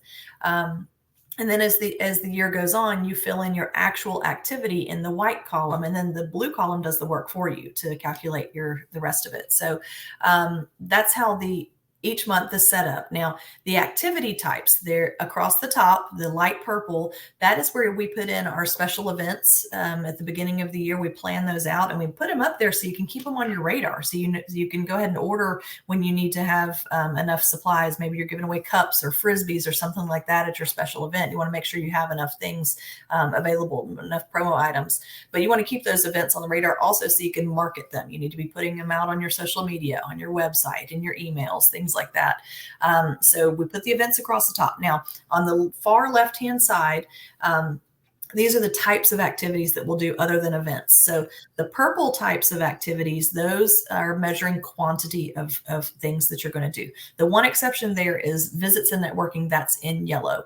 We put that in yellow because that is the golden quotient right there. If you're not doing physical visits and networking with your marketplace, then you're missing the boat on grassroots marketing. It's all about the visits. I tell my managers all the time, if you're going to skimp on any piece of your marketing, do not skimp on your visits. You have got to make that goal happen every single month. So you have visits and networking, and then you have on-site events, you have some awareness and off-site events, you have letters, postcards, phone calls, you've got emails that you're sending. These are activity types that we're measuring the quantity of in purple. And then there's a few little metrics there in green. Those are more about the quality. What's your average email open rate? What is your social reach? Things like that. Now, the bottom section of this that's got the blue across the top, these are metrics. This is the what we expect to gain from all your marketing activity in the top part of it. So, of course, new leases, number of referrals, what's your current Google rating, and what is your number of Google reviews per move-ins. So we like to set that at about 20% of all Google reviews.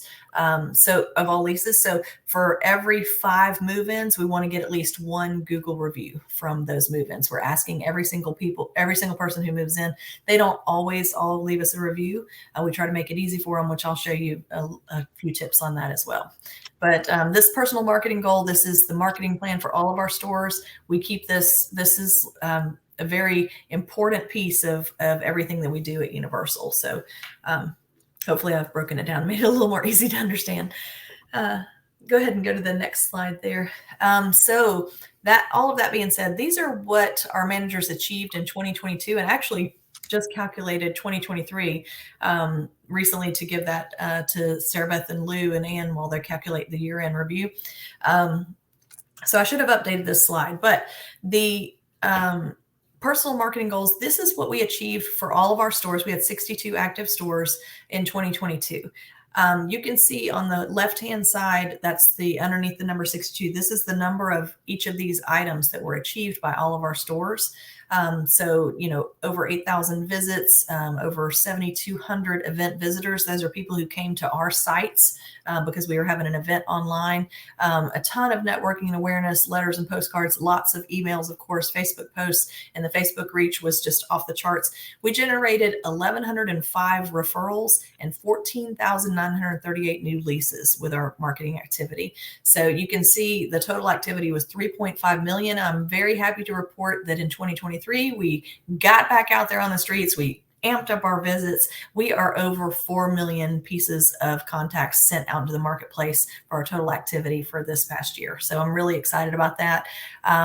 So it's just really important to measure everything that you're doing. We also measure our cost per lease. This is the all advertising and marketing costs added together, divided by the number of leases that we achieved.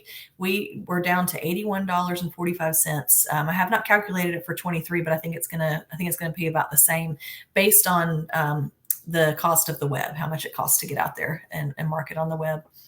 Yeah, and Stacy, I just want to jump in real quick on that one. I unfortunately had I had to have a call with an owner that unfortunately set his PPC and his marketing. He set it and forget it for like a month, and he was $1,000 in spend, and it had not converted into one rental. So $1,000 for a lead acquisition, and you never even got a lead. That's a problem. So that's a huge problem. This is not set it and forget it. You have to monitor this process. You absolutely do. And also, if you're doing pay-per-click, you should know that you can set daily spending limits so if you only want to spend $10 a day for your pay-per-click, you could do that. And that'll help alleviate that, drumming up of that huge bill due at the end of the month. I just can't even imagine. And no leases to show for it. That makes me sick.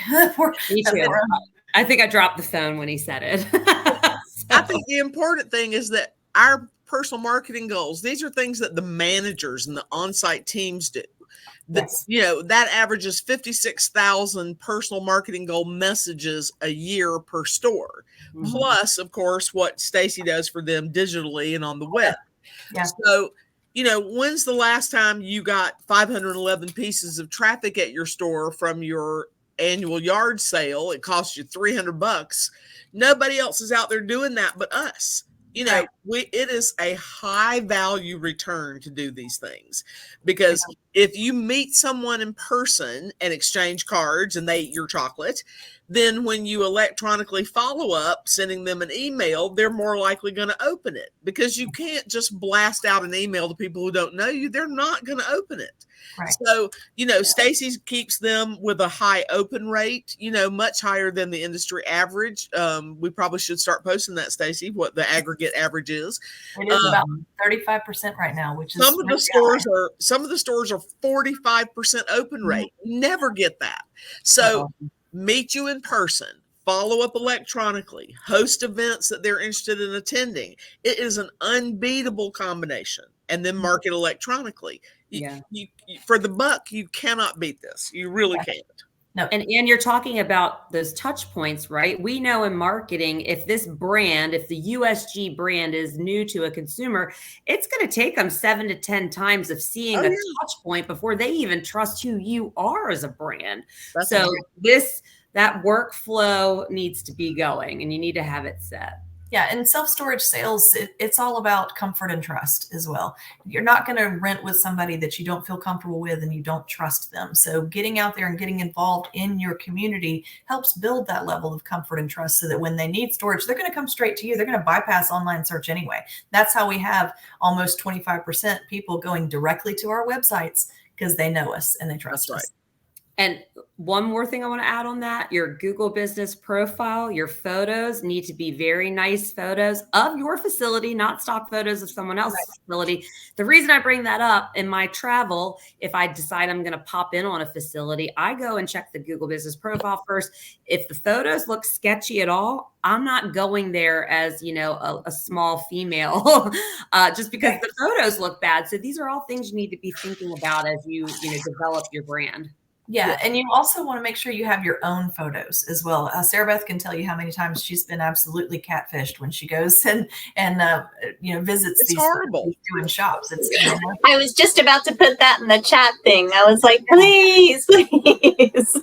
That's why we won't do a feasibility market study just on a desktop, because you can't get a true comparison, because so many people are using stock photos, or you go and you see the picture online and it's blue doors. You get there and they're purple, green, and red, and from 1960. You can't use that as a comp. And how do you think it makes the people feel that are coming to see you? Yeah. Catfish. It's awful. Don't catfish your customers. You could, any facility, I don't care how old it is, it can be clean, and you can take some good photos of that facility. That's right. I mean, it doesn't matter how old it is. Just make sure it's clean. That's the most important thing. Well, the photo of your smiling, sincere, wonderful manager might mean more to those people online than a couple of pictures of doors. They want to do business with a person. Get those people pictures out there. That's right. Okay, Stacy, go ahead. I think we can go to the next slide there, Jess. All right. So now we talked about doing off-site visits. another piece of the marketing quotient is pulling people to your site, getting people to come see and feel and experience what you have to offer, because then they can speak intelligently when they recommend you to other people and generate those referrals for you. So that's the whole reason why we host on-site events. Any facility can host an on-site event. You can do a car wash, you can do a yard sale, you can do even your grand opening is an on-site event. This invitation here is from a recent grand opening we hosted for a store, Valley Storage, which actually won last year, our 13th facility of the year build. So this was a really nice event that we had. It was great. But for a successful on-site event, you need to be marketing this event at least 90 to 120 days prior to the event. And you just start that with a save the date email and a save the date blast on your social media channels. Just get the date out there. Let them know it's coming. It's really important that you invite people multiple times and in multiple ways, because only about 10% of the people that you invite are actually going to show up at all. So you want to make sure you're delivering in-person invitations. Print postcards about it, mail those out, deliver invitations when you go out on your marketing visits, send it by email, post it on your social channels, post it on your website. You've got to make sure you're marketing this event and drumming up as much attention about it as you can to get people on site. You can also get your local businesses and the chamber involved. The chamber usually will send a couple of emails out for you, and other businesses that may be involved can post on their social media channels. They can also share the load of the event itself. Maybe they'll donate door prizes. Maybe they'll help provide humans to be on site to help you manage the flow of people coming in and out. So it's just really important that you do your pre-marketing for any event you do. Otherwise, you won't have people showing up. So when you're hosting an on-site event, there's some very important considerations that we want you to think about. The traffic flow. And when I talk about this, I'm talking about the parking and the foot traffic, and may they never intersect. You never want to put people who are walking through the property in danger of being run over by a car that's passing by or going through your parking lot. So be very careful when you plan out where people are going to park. We have had events in the past where we've done valet parking and shuttled people back and forth with our golf cart on site to bring them to the event. So that was pretty successful. And if you might want to think about that, if you have a smaller parking lot there. Staffing is really important. Make sure you have enough people. You can, like I said, you can get the local businesses that you may be pairing up with to lend people to you for this event. Your on-site event, it's typically not going to last all day long. It's only going to last a couple of hours. Surely they can spare a human for a couple of hours to help you host this event. Catering, really important. You want to give them something to eat and something to drink that gives them a reason to linger and hang out while they're there at the event. Now, it doesn't have to be fancy. You don't have to have chafing dishes, and you certainly don't have to have tables and sit-down chairs for everyone. This picture that you see here, we've got some high-top tables just for people to kind of lean on, put their plate on. They're still mixing and mingling. It's not a buffet situation. They're not going to sit down and have, church Sunday dinner with you. That's not what it's about. You do want to provide a few chairs for people who can't possibly might not be able to stand for long periods of time. You want to give them a place to rest, but you don't need a chair for every single person who attends, just a few of them out there. Also about the tables, make sure you have, and Sharon Pallas is, she's our director of training, but she is also one of our events coordinators. Her biggest pet peeve about on-site events is naked tables.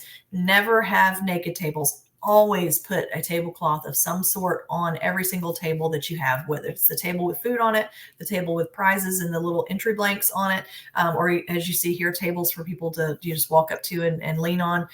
Always put a tablecloth on it that says, I've prepared a place for you. If you have a naked table, it's unprepared. You're not ready to receive a guest. And that's just a bad mental image to give to them. On that table dressing, we always include referral cards because, yes, while they're experiencing. But a number one thing, and we forgot to put it on this slide, is don't invite people to your facility for an event. Bring them into your office, let them eat, drink, and leave. No. You make a treasure map and you decide on which units they're going to see. You post the price of that unit. You put some boxes in it or some food in it or something so that they see, experience, touch, and feel all of the amenities that you have. Yes. And always give the door prizes, as Stacy has mentioned here, because that way everybody has to register. And even if you're with the chamber does their own registration. You have to have your own registration slips for the door prizes so that you can add those people to your marketing database. Mm-hmm. And follow up with them later. Yeah. And follow up with them later. So make a treasure map of how you want them to move through. Like the beef Wellington is in 1107, the shrimp is in 987, the bar is in unit 200 or out in the loading bay. This is a picture of the Canada property, and that is the loading dock right next to the conference room. So we're showing off about 4 a minute, and the model is 2 doors down. So, make it purposeful to showcase what you have to offer. Don't let them just come eat, drink, and leave. Yeah, and we've even had multi-story properties. As a matter of fact, one of the properties that Sarah Beth ran for us was a property in Marietta, Georgia. It had 3 or 4 levels high, and we actually made one of the places they had to go to up the elevator. So people would go up the elevator and experience the giant elevator, the freight elevator that we had at that property, because it's different than a standard elevator. You can fit furniture in this guy, and we wanted them to do that. So there's a question that just popped in, and Lauren Edwards is asking, does Universal Storage do third-party management services in Canada at all? Lauren, because of your incredible payroll and benefits, we don't call it management. We call it consulting in Canada. We're going to let you keep your own employees because we can't cross-border handle the payroll issues, and our employees here get different benefits that we pay for, whereas in Canada you get benefits that the government pays for, but we do everything else. So we'd love to talk to you about it and help you out. Yeah, definitely. Nice hearing from you, Lauren. We definitely would like to hear from you. We could talk more about that and come up with a contract that works for you as well. Yeah. So, but then the last thing I want to say about last 2 things I want to say about the events is, make sure you're giving something to everyone, a goodie bag to everyone, and include a special double referral card from this event. If you normally pay a $50 referral, make this a $100 referral. Add a little extra juice to it to get people to realize that coming to your on-site events is valuable to them as well, because they can earn that extra money. And then they get a goodie bag. They get something with your branding on it. It may have candy in it. It may be a Frisbee, it could be anything, but you want to make sure you're giving them something with your brand on it, because that'll stick around too. And then lastly, the most important thing for me, don't forget the trash cans, because if you don't give people a place to put their trash, they're going to put their trash wherever they want, and guess who gets to clean it up? You do. And that's not fun. So one of our things that we like to do, buying trash cans are ridiculously expensive. I don't know if you've priced any commercial grade trash cans lately, but they're $40 and $50 per can. It's crazy. They're ridiculously expensive. So or more. Yeah. So, and that's just for the bare bones, like the very basic one. But so what we like to do is take that 1.5 cubic foot book box, the small box out of inventory. We fold and tape the bottom of it, or you can even just cross fold it if you want to reuse the box later. For trash cans later on down the road. You certainly wouldn't want to retail it, but fold up the bottom and then leave the top, and the 2 of the flaps on each corners are kind of connected on the sides. Leave those connected so that it's nice and tall. That is the perfect size to fit one of those 50-gallon trash liners, the big black contractor bags. So just toss that bag in there and roll it over the sides, and voila, instant trash cans that are disposable and reusable. And you can put, take 4 or 5 of those out of inventory and have trash cans kind of everywhere. Yeah. It does double duty also, because it reminds people in a visual way, hey, we sell boxes also. So that's just a nice way to do that.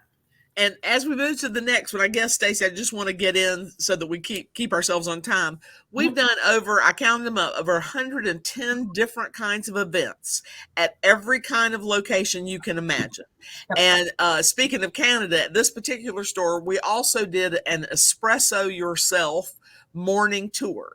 And it was for all the real estate agents, the moving companies, the stagers, anybody involved in moving and staging and selling real estate or renting apartments. And we had an incredible turnout. It was amazing. So was that espresso martinis? No, dear. It was in the morning. It was a breakfast thing. I remember that layout for the postcard, and it had the little coffee with the coffee pouring in. I remember doing that design. That was fun. Yeah. It was a lot of fun. So be creative. Yeah, be creative. Anything can be turned into an event, and you can take different types of event and morph them as well. So you might do a car show if you have a large parking lot, or you might do a motorcycle show, or you might do an art show. I mean, there's different kinds of things that you can do with events. If you have any questions on how to do that, reach out to us. We're glad to share, because there's enough out there for all of us. Yeah. So if you want to go to the next slide there, Jess, we'll keep on cruising here. Okay, a marketing group, or I'm sorry, a networking group. This is really fun to do. Now, my husband is in sales, and he is a member of the local BNI, Business Networking International, for his company. And I am super thankful that his company pays for that membership, because it costs almost $1,000 now. It's like $920 to join for the year, just for the year. And then you have all these ridiculous regulations. You have to bring at least 2 referrals a month. You have to, there's all kinds of stuff that you have to do that makes it not only expensive to be a member, but also very rigorous to be a member. But why not do your own marketing group or own networking group? So we have had managers who've done this, and it's been wildly successful in their areas. They create their own networking group, make it free to join, open to anybody, no requirements on referrals. You use Facebook events to help organize it and collect the RSVPs. You might charge a small fee at the door for refreshments and snacks. One of the fun things we like to do is a 50-50 raffle, where you're selling raffle tickets for whatever your group wants to pay. It could be $10 a ticket. It could be $5 a ticket. It depends on what your group can afford.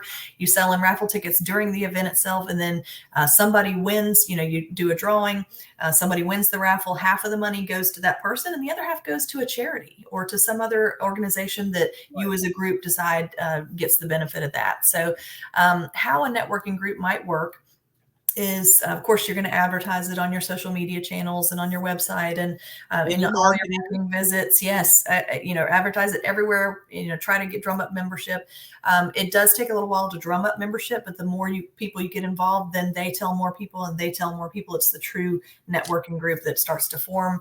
But how the event itself might work, you might want to host it on every third Thursday or some consistent date every single month. That's very, very important. At the same time of day, whether you do morning or afternoon. I prefer the morning, because you can get your networking done and then get on about your business, and you're not running into personal time after hours.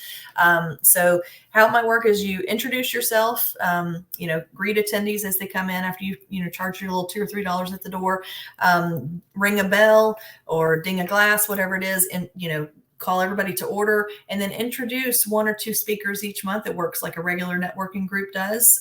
People from your membership can stand up and have their 5 minutes to talk about their business and what they do. And then you let those people talk, and then let everybody mix and mingle for about 30 or 45 minutes. And you'll be circulating the floor, selling some of those raffle tickets, figuring out who's going to be your speakers next month. It doesn't take a whole lot of time. Your whole meeting should only last about an hour.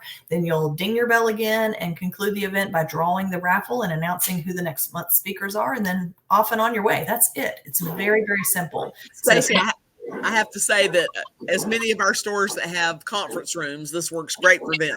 Yes. The most successful group I did was at RoboVault in Fort Lauderdale by the She's airport. going to bring that up.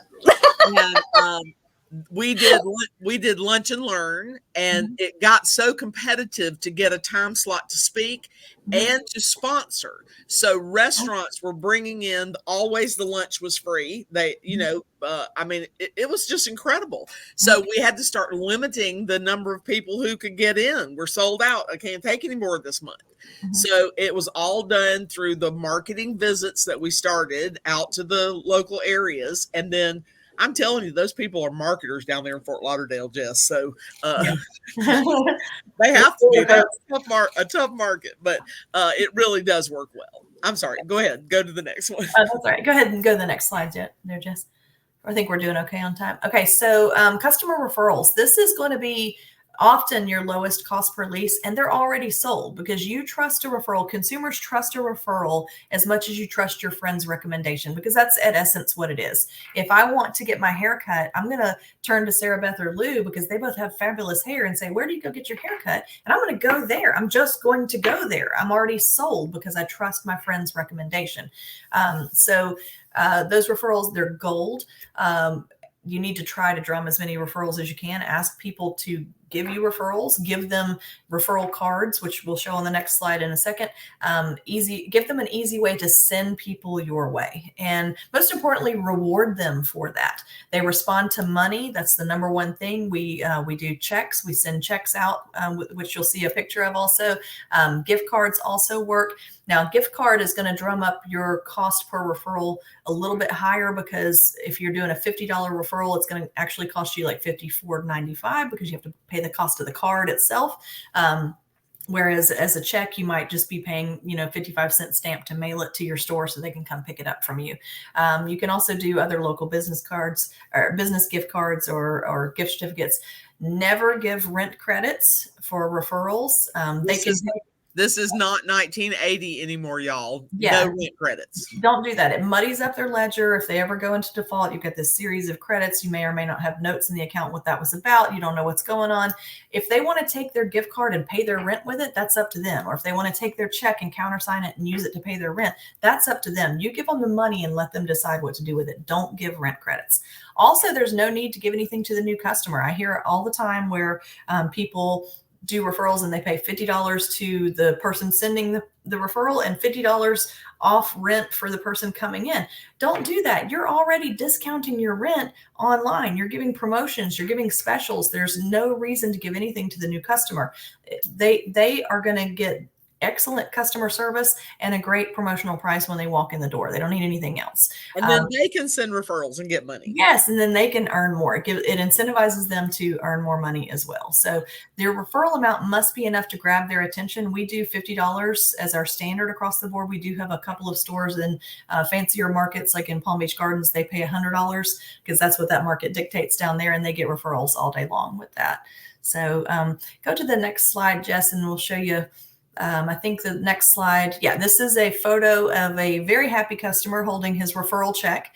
Now, here's a hot tip. When you're paying for your referrals, make the person who referred, come to your store to pick up their check. Don't mail it to them unless they're out of state or something like that, some other prohibiting situation. Get them to come to your store and take a picture of them, because this is the proof that you're making good on your promise to pay for every single referral, no expiration, no limit. And you're going to use these pictures. You're going to post them online in your social media. You're going to send them in your email blast. But also a hot tip, make sure you cover, if you're using checks, cover the banking info at the bottom of your checks, because there are a lot of bad actors out there on the internet nowadays, and they will zoom in on that check and get your bank account number and do some bad things. So what he's holding there is actually a chip clip. And I had those printed upside down, and it says another happy referral reward with little dollar signs on the side. And that's what we use to cover the bottom of the check. And it gives them a nice place to hold the handle of it, to hold that check up for these photos. So that's a good hot tip there. But make sure you're using those photos. I have a couple of stores. There's one store in Virginia Beach where they take those photos and they have a little 4x6 printer, and they print out those photos. They've actually created around the top of their office, they've created a border around the top of their office with photos of people holding referral checks. And if you're walking in the door and you're seeing that, you're like, wow, that's a lot of money that y'all paid. And that's just the proof that we're making good on that promise. I've had other stores that'll make photo books for the year, all of our referrals for the year. And they've got a photo book that's an 8x8 photo book that's an inch thick, full of referral pictures. It's great. So, but as far as referrals and testimonials, you ask yourself, have those increased this year? Are you doing everything you can to drive people to your store through the referral process? So when you get a referral, make sure you have your phone ready to grab a photo and maybe grab a testimonial of that person, because that's really important as well. You can do a video testimonial, you can do a written testimonial that you can put in their email, but this is the proof that you're doing everything you can to serve your customers and get business in the door and reward people for sending people your way. This is our newest type of referral card that we're doing here. This QR, it's a referral card that the customer or the whoever holds on to. Anne's got one there. She's got our USG referral card, which is a neat metallic finish card that we've got there. What this is here, when this card stays with the referring person and they just keep it, it's a very thick card, kind of like a business card, but it's square shaped. And whenever they see anybody that needs to rent storage or that could use storage, they say, hey, here's the thing, scan this with your phone I know these people at Helm Storage. They're great. They're fantastic. They're going to take good care of you. You're going to get some really good pricing, but scan this QR code with their phone and they'll get back to you. So what it does is when they scan this QR code, it takes them to a Google form that we've created. The person just fills in a couple pieces of information, their name, their phone number, their email address, and how soon they might need storage. And when they fill that in, an email is generated that goes right to the Helm Storage office so that manager goes, oh, I've got a hot lead, and they can reach out to that person immediately and get that referral in the door. So it's working really well at our stores. This is new that we pioneered it at the end of last year. It's different than a standard referral card that you would give away. You would write your name on it and say, tell them I sent you. Well, you don't know if that person's going to reach out to the facility or not. You just sent that piece of, paper with them, and then it's up to them to follow up. But with this method, the manager has the power in their hands to reach out to that person right away and bring that referral in the door. So we found this to be pretty powerful. Yeah. So how are we doing on time? All right. So maybe let's go on to the next. I think it's very important, though. One last thing on this, get passionate about your referrals. That's what Ann likes to say. Get passionate and put the card in their hands. With every customer who comes in, every person who's at your on-site event, you've got to share referral cards with everyone and make sure that they know that they have the opportunity to earn that money. So making a rack stand at the local liquor store, if you happen to be in the wine storage business, stacked full of your referral cards. So, and then the liquor store can just stamp their side of it, and send them on over to you. There's any number of ways to get those out and get those referrals. Get passionate about it. Yep, for sure. All right. There we go. Okay. So your reviews, this is also another proof of the pudding. Your online reviews work to your advantage, and having lots of reviews helps your image. Even having bad reviews. I tell people all the time, we're going to ask every single customer to please leave a review. And our goal company-wide is for 1 in every 5 leases to leave a review online on Google. So you're asking every single customer to do this. Don't be afraid if you get a bad review, because we use our customer service, our response to that review. We're showcasing our customer service to show that we're paying attention to our customers. And even a dissatisfied customer is an opportunity for us to improve and to provide better customer service. Now, it's also very important that you respond to all of your negative reviews, because then the reader can come along and see that you've done everything you can to serve that customer and make sure you get them satisfied. That tells both sides of the story there. Always remember, when you do get a 1-star review, it takes 20 5-star reviews to offset the numerical damage of one-star review as far as your Google rating goes. That's why it's so incredibly important to ask every single person who is a customer to leave a review. So get to the next slide. I think I've got some do's and don'ts on asking for reviews. Can I jump in for 2 seconds on this, Stace? Do you mind? Sure. Only because we do these unlocked webinars twice a month. And our earlier one today was called From Stars to Profits, and it was all about online reviews. So if anybody missed that webinar, you can go back and watch the replay. A couple quick stats. 93% of people use the online review and had an impact on their buying decision. 81% use Google to evaluate a local business. Consumers are 50% more likely to be motivated by an online review than a discount. 86% of users will think twice about buying from a company with negative reviews, but we're not perfect. We're going to get them, so we've got to deal with them, right? One negative review, like Stacey was just talking about, can cost a business up to 30 customers. So you got to make sure your customer service, your place is clean, all the things that would make somebody go put a bad review out there about you. 75% of businesses don't respond to negative reviews. You have to respond. We always suggest you take it offline. Don't become combative. Say, we'll contact you. We would like to talk to you further. And then the last one, 53% of those consumers are waiting for a fast reply to that negative review. So please go back and watch that webinar if you missed it. It had some great information in it, but that's just my little interjection I wanted to share. And that's a good point there, Jess, because if someone is irritated enough to go online and leave what I call a nastygram, a bad review for you, then they expect action. They have taken action. They expect action. So make sure you're always responding to those reviews. All of your reviews in general, you should be saying thank you for the good ones, but those bad ones, you got to respond as quickly as possible.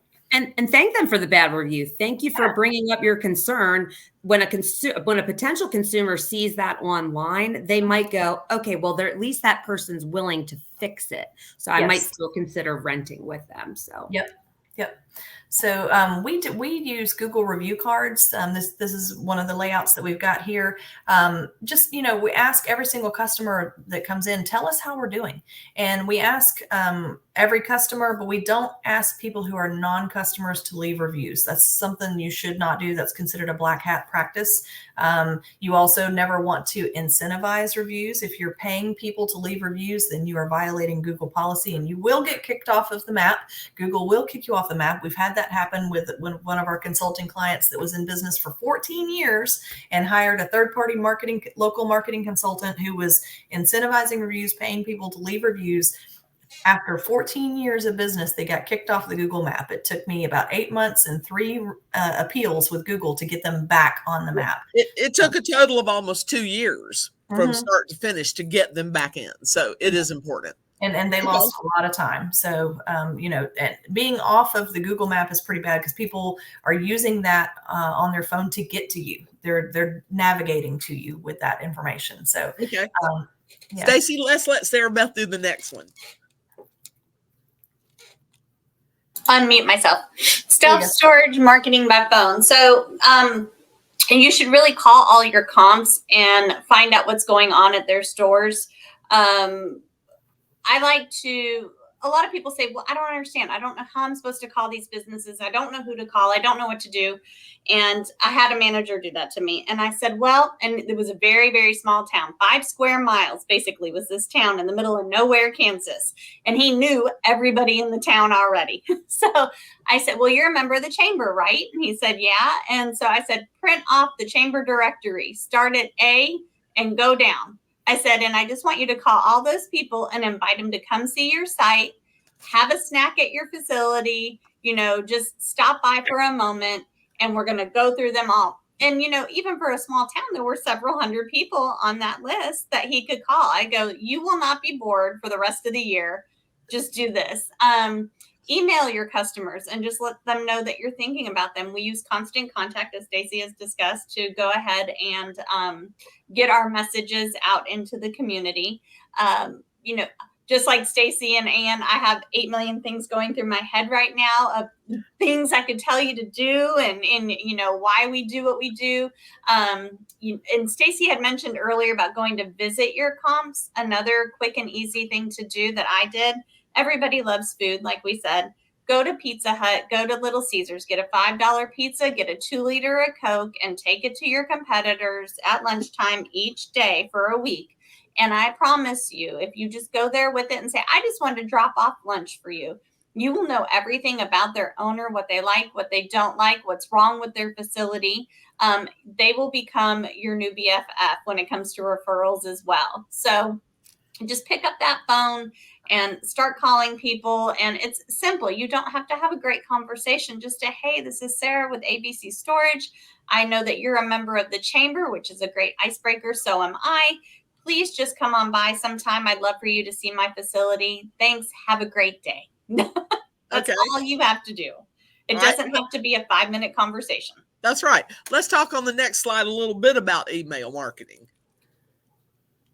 Jess. Okay, so Stacy has really given us the power, and Jess is also with her session this morning about Google reviews. Create an email to send your customers with that Google review link. There's a million ways to use that.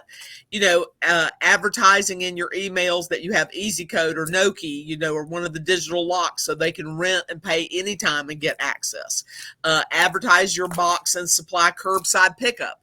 A store in Boston of ours did it during COVID, and she would put their box orders in the conference room, and they had a drive-through facility, so the weather outside didn't matter to her. So she made it so easy for her customers. She actually got box sales during COVID when nobody was out doing anything. Advertise business of the month. That's one we're going to talk about here in a second. I hope we have time for it because it's one of my favorites. And advertise no contact leasing, that you make life easy for them.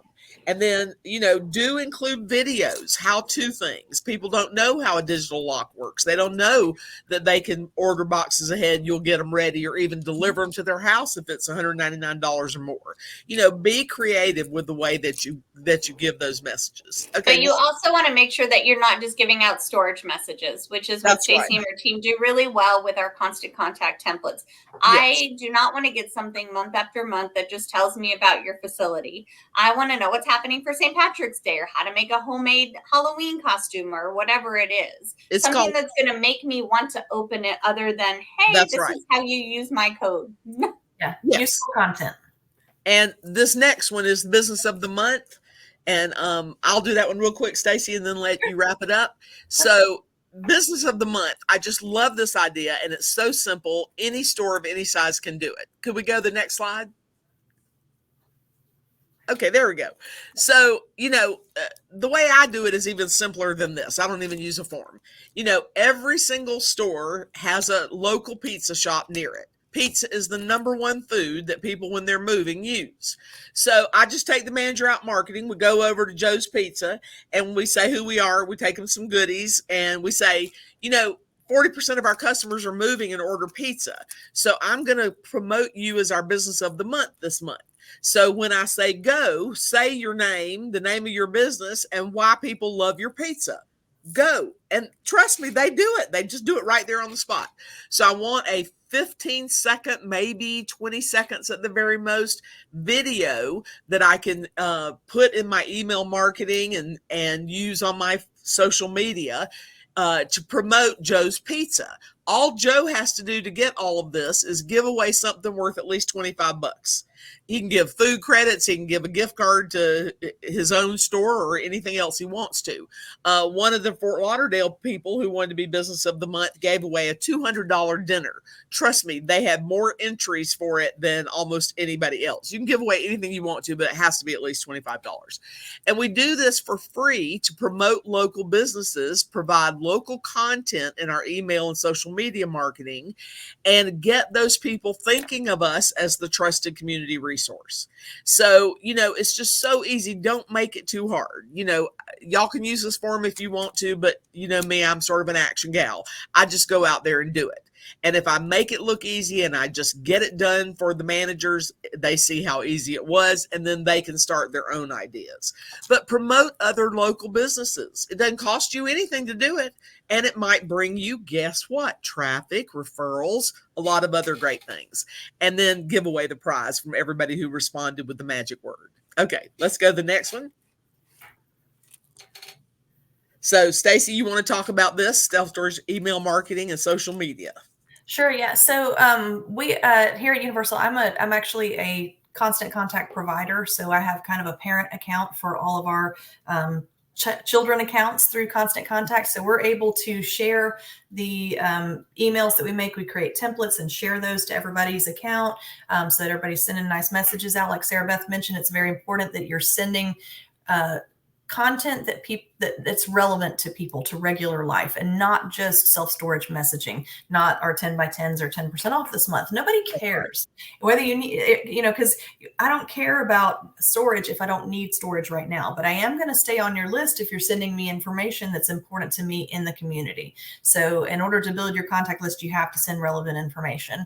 And showing me what everybody else is losing in auction that I can buy. Yes, we do actually, because we use storageauctions.com. One of the emails that our managers send out every month is our auction emails showing the units that are up for auction on storageauction.com with a link to go and bid on those units. And those are some of our highest open rate emails too. Just, people like to see what they might be able to go buy or win at auction for inexpensive amount.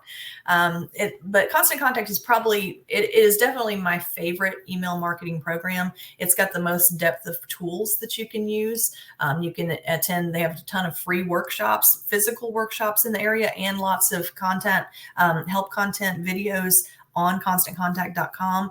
So it's very inexpensive. It's only about $65 a month for up to 2,500 contacts. That's a great way to start your database. And you can also they have different sign-up forms and landing pages that you can create to help in your marketing efforts as well, drumming up more people on your list. Okay, next one. Trying to get you girls out of here on time. Yeah. Next. There we go. Self-storage marketing videos. So videos have become very, very important. 90% of people who view a video from a business of the people who view a video of the business, 90%, they are 90% more likely to do business with that business from watching that video. I completely flubbed that up. My tongue got away from me there. But creating videos and having people watch those videos makes them 90% more likely to do business with you. So as Ann said earlier, doing different videos and posting them, sending them out through your email or, posting them on your Facebook, your Instagram, your TikTok, that's a great way to get more people involved and aware about your business, because people don't buy self-storage on when it's on sale. They don't buy it because it's not like the TV on Black Friday. You've got 4 TVs at home, but boy, that 60-inch TV for $200, I need that today. That's a really good deal. They don't do that with self-storage. You either need self-storage or you don't. So what you need to do is make sure your facility and brand stays top of mind in your market. And you can do that by creating good content that is relevant to your marketplace. So, you can do lots of things there. You can also do self-storage marketing testimonial videos. That is the number one way to get the word out as well about your facility. Any customer who comes in who had a good experience, you might just ask them, hey, Mr. Jones, I've got my camera. Can I go ahead and shoot a video of you? Because you just said some really nice things about my property. Or, what do you like storing? What do you like best about storing with us?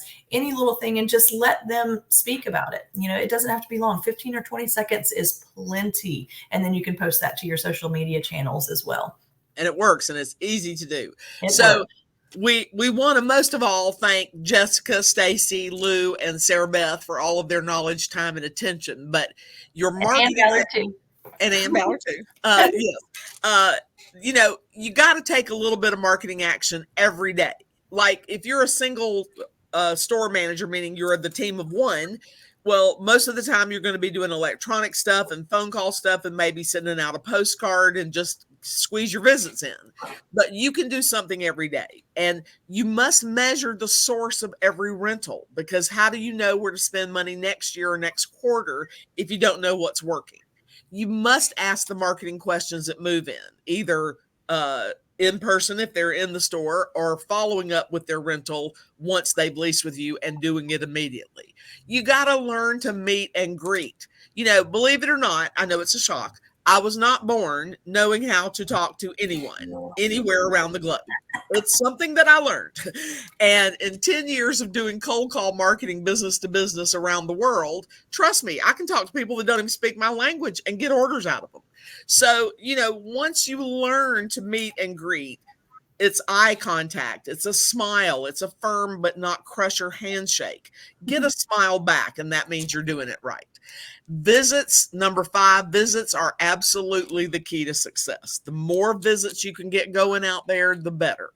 And promote that referral program everywhere. Like we said, be passionate about it. Get your callers to the site. Don't let those leads right through your fingers. And once you get them on site, you should be closing 90% of them. Trust me, I have a very personal high closing ratio. If I were in a store managing it, I would be closing 99% of my traffic. And I don't care. I would find a way to do it. You've got to get that passionate about getting them to become your customer. Improve your online conversions. Look at what's happening on your website. Don't just let all these visitors come. Nobody stays, nobody rents. Dig in, find out, ask these smart marketing people, how can I improve? And then if you do all of these things, or if you even just do a couple of these things, you can expect to see at least a 10% improvement in your overall results. For that, we say 10 plus 10 equals 100. And from all of us, these are a few pearls of wisdom that we hope have helped to all of you. And we thank you very much for the time and attention today. Yes, thank you guys so much. Thank you, Universal Storage Group, and these fine ladies. Like everyone was saying earlier, we will be at the conferences and trade shows. You can visit us at our booth. USG has a booth. SBOA has a booth. Please come visit with us. Universal Storage Group ladies, thank you so much for doing this for our members today. If anyone missed any part of this, there will be a replay available. We'll email that video out to you. You can go back and watch it. It's an on-demand video as well, so you can fast forward, rewind, do all the fun things. So, ladies, I'm going to release you. I'm going to stay behind for just 2 quick more minutes. I have a couple announcements that I would like to go over with everyone. So, ladies, have a great day and weekend. Thank you so much for joining the SBOA today. We really value our partnership with you all. Us too. Thanks, Jeff. Stay warm. Yes, I'm trying. It's cold in Florida, shockingly. No iguanas falling from the tree. Yeah, exactly. Yeah, the lizards are falling. Bye, ladies. All right, audience, if you could stick by just for a few more minutes, I've got a couple quick announcements for you that we did in our previous webinar. But like I was just saying, there are upcoming industry events that we hope that you attend. Please join the national, it's the end of the day. I can't talk. Please join the National Self-Storage Association. If you don't join national, at least go out and join your state level association. There's so many great benefits for a very nominal fee for you as an owner operator and your facility. Just a few of those notable events that you could be or can be attending. The New York Self-Storage Association just had their annual investment forum this week. They do it every January. It's a great forum for you to go to. Highly suggest looking into that next year in January. Next week, the National SSA has their executive ski workshop. It's in Canada this year. I believe this event may already be sold out. It's a very sought after event and they cap out the tickets. So if you want to learn more about that, I will put the banner in the up here on screen, but you just need to go to selfstorage.org. That is the National SSA's website. You can get all of the information about national events as well as state events that National runs. And I think National is running, I don't know, 24, 25, maybe a few less of the states across the United States. So National has a very large presence. And another big one that's very near and dear to my heart, number one, because I live in the state of Florida. This is home to me. Number two, I've served on the board for the past 2 years, I believe, for the FSSA. And this year, I'm actually the president of the FSSA.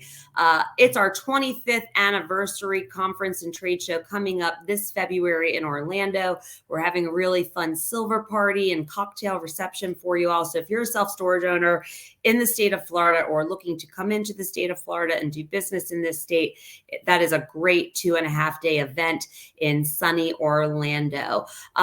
All of our Q1 educational webinars are already planned out.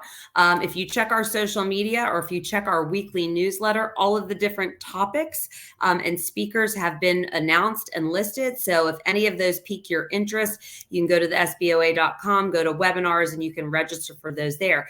If you are on our enhanced membership package, you get to view those webinars completely for free. If you are not, they cost just $4.99.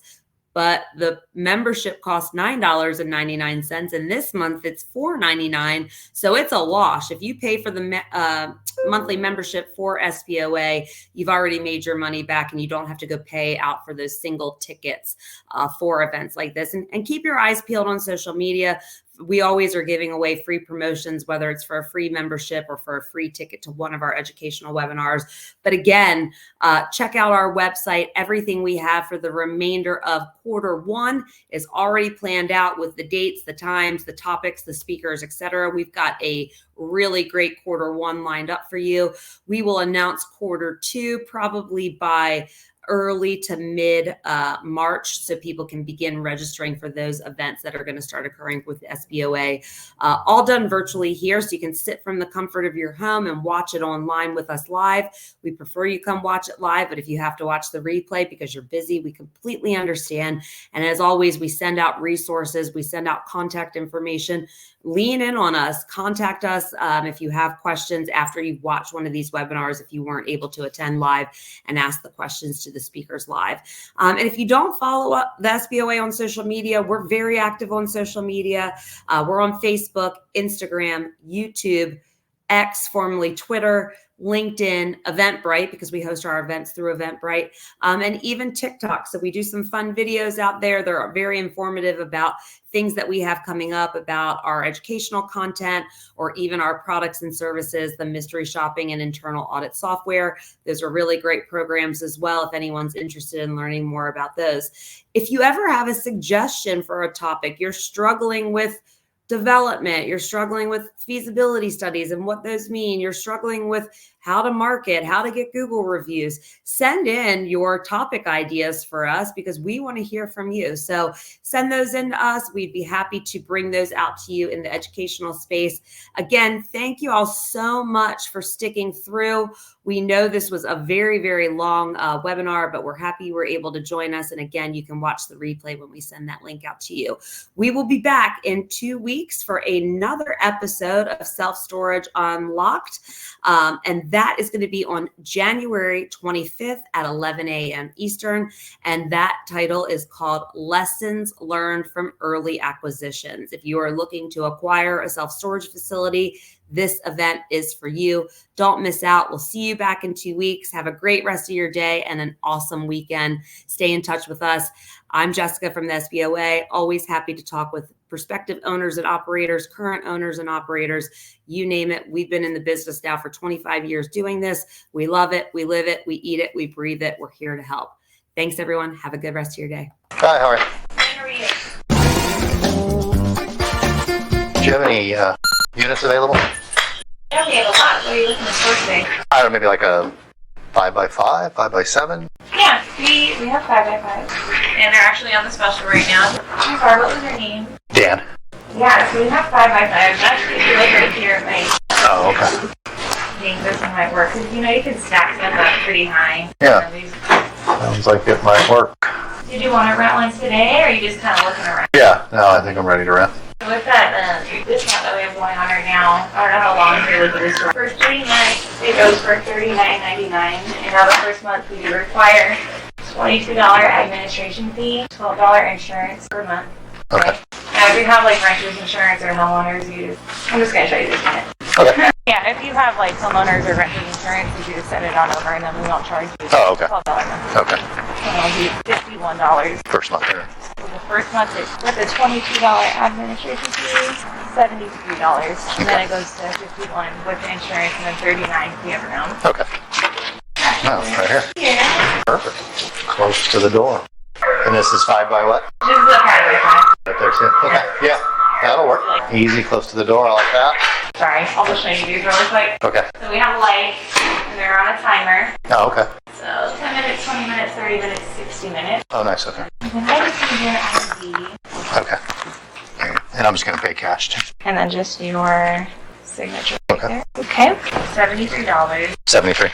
There we go. $27. Now we're going to make your sign in. And here's your receipt. Okay. And you're all set. Oh, you know what I need to get? I need to get a lock, because I have to put a lock on it. Let me get a lock, and I need a thing of tape. I guess just one of these little locks here. And then you got some boxes too. Yeah, I need 2 of these guys. I should have told you that before. And you do get 20% off. Oh, okay. Thank you very much. No problem. And then I'll take that company lock off for you. Oh, okay. Hello. Okay. Hi. Do you want to get this card? No, I already got it. She's just going to go take the lock off my unit. Oh, would you like me to take the lock off for you? Oh, sure. However you guys want to do it. Yeah, please, be my guest. Let's go. A pleasure. Come on in.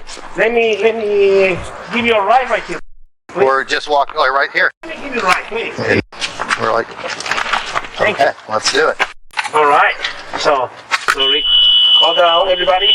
No, it's right there. It's right in that door. Oh!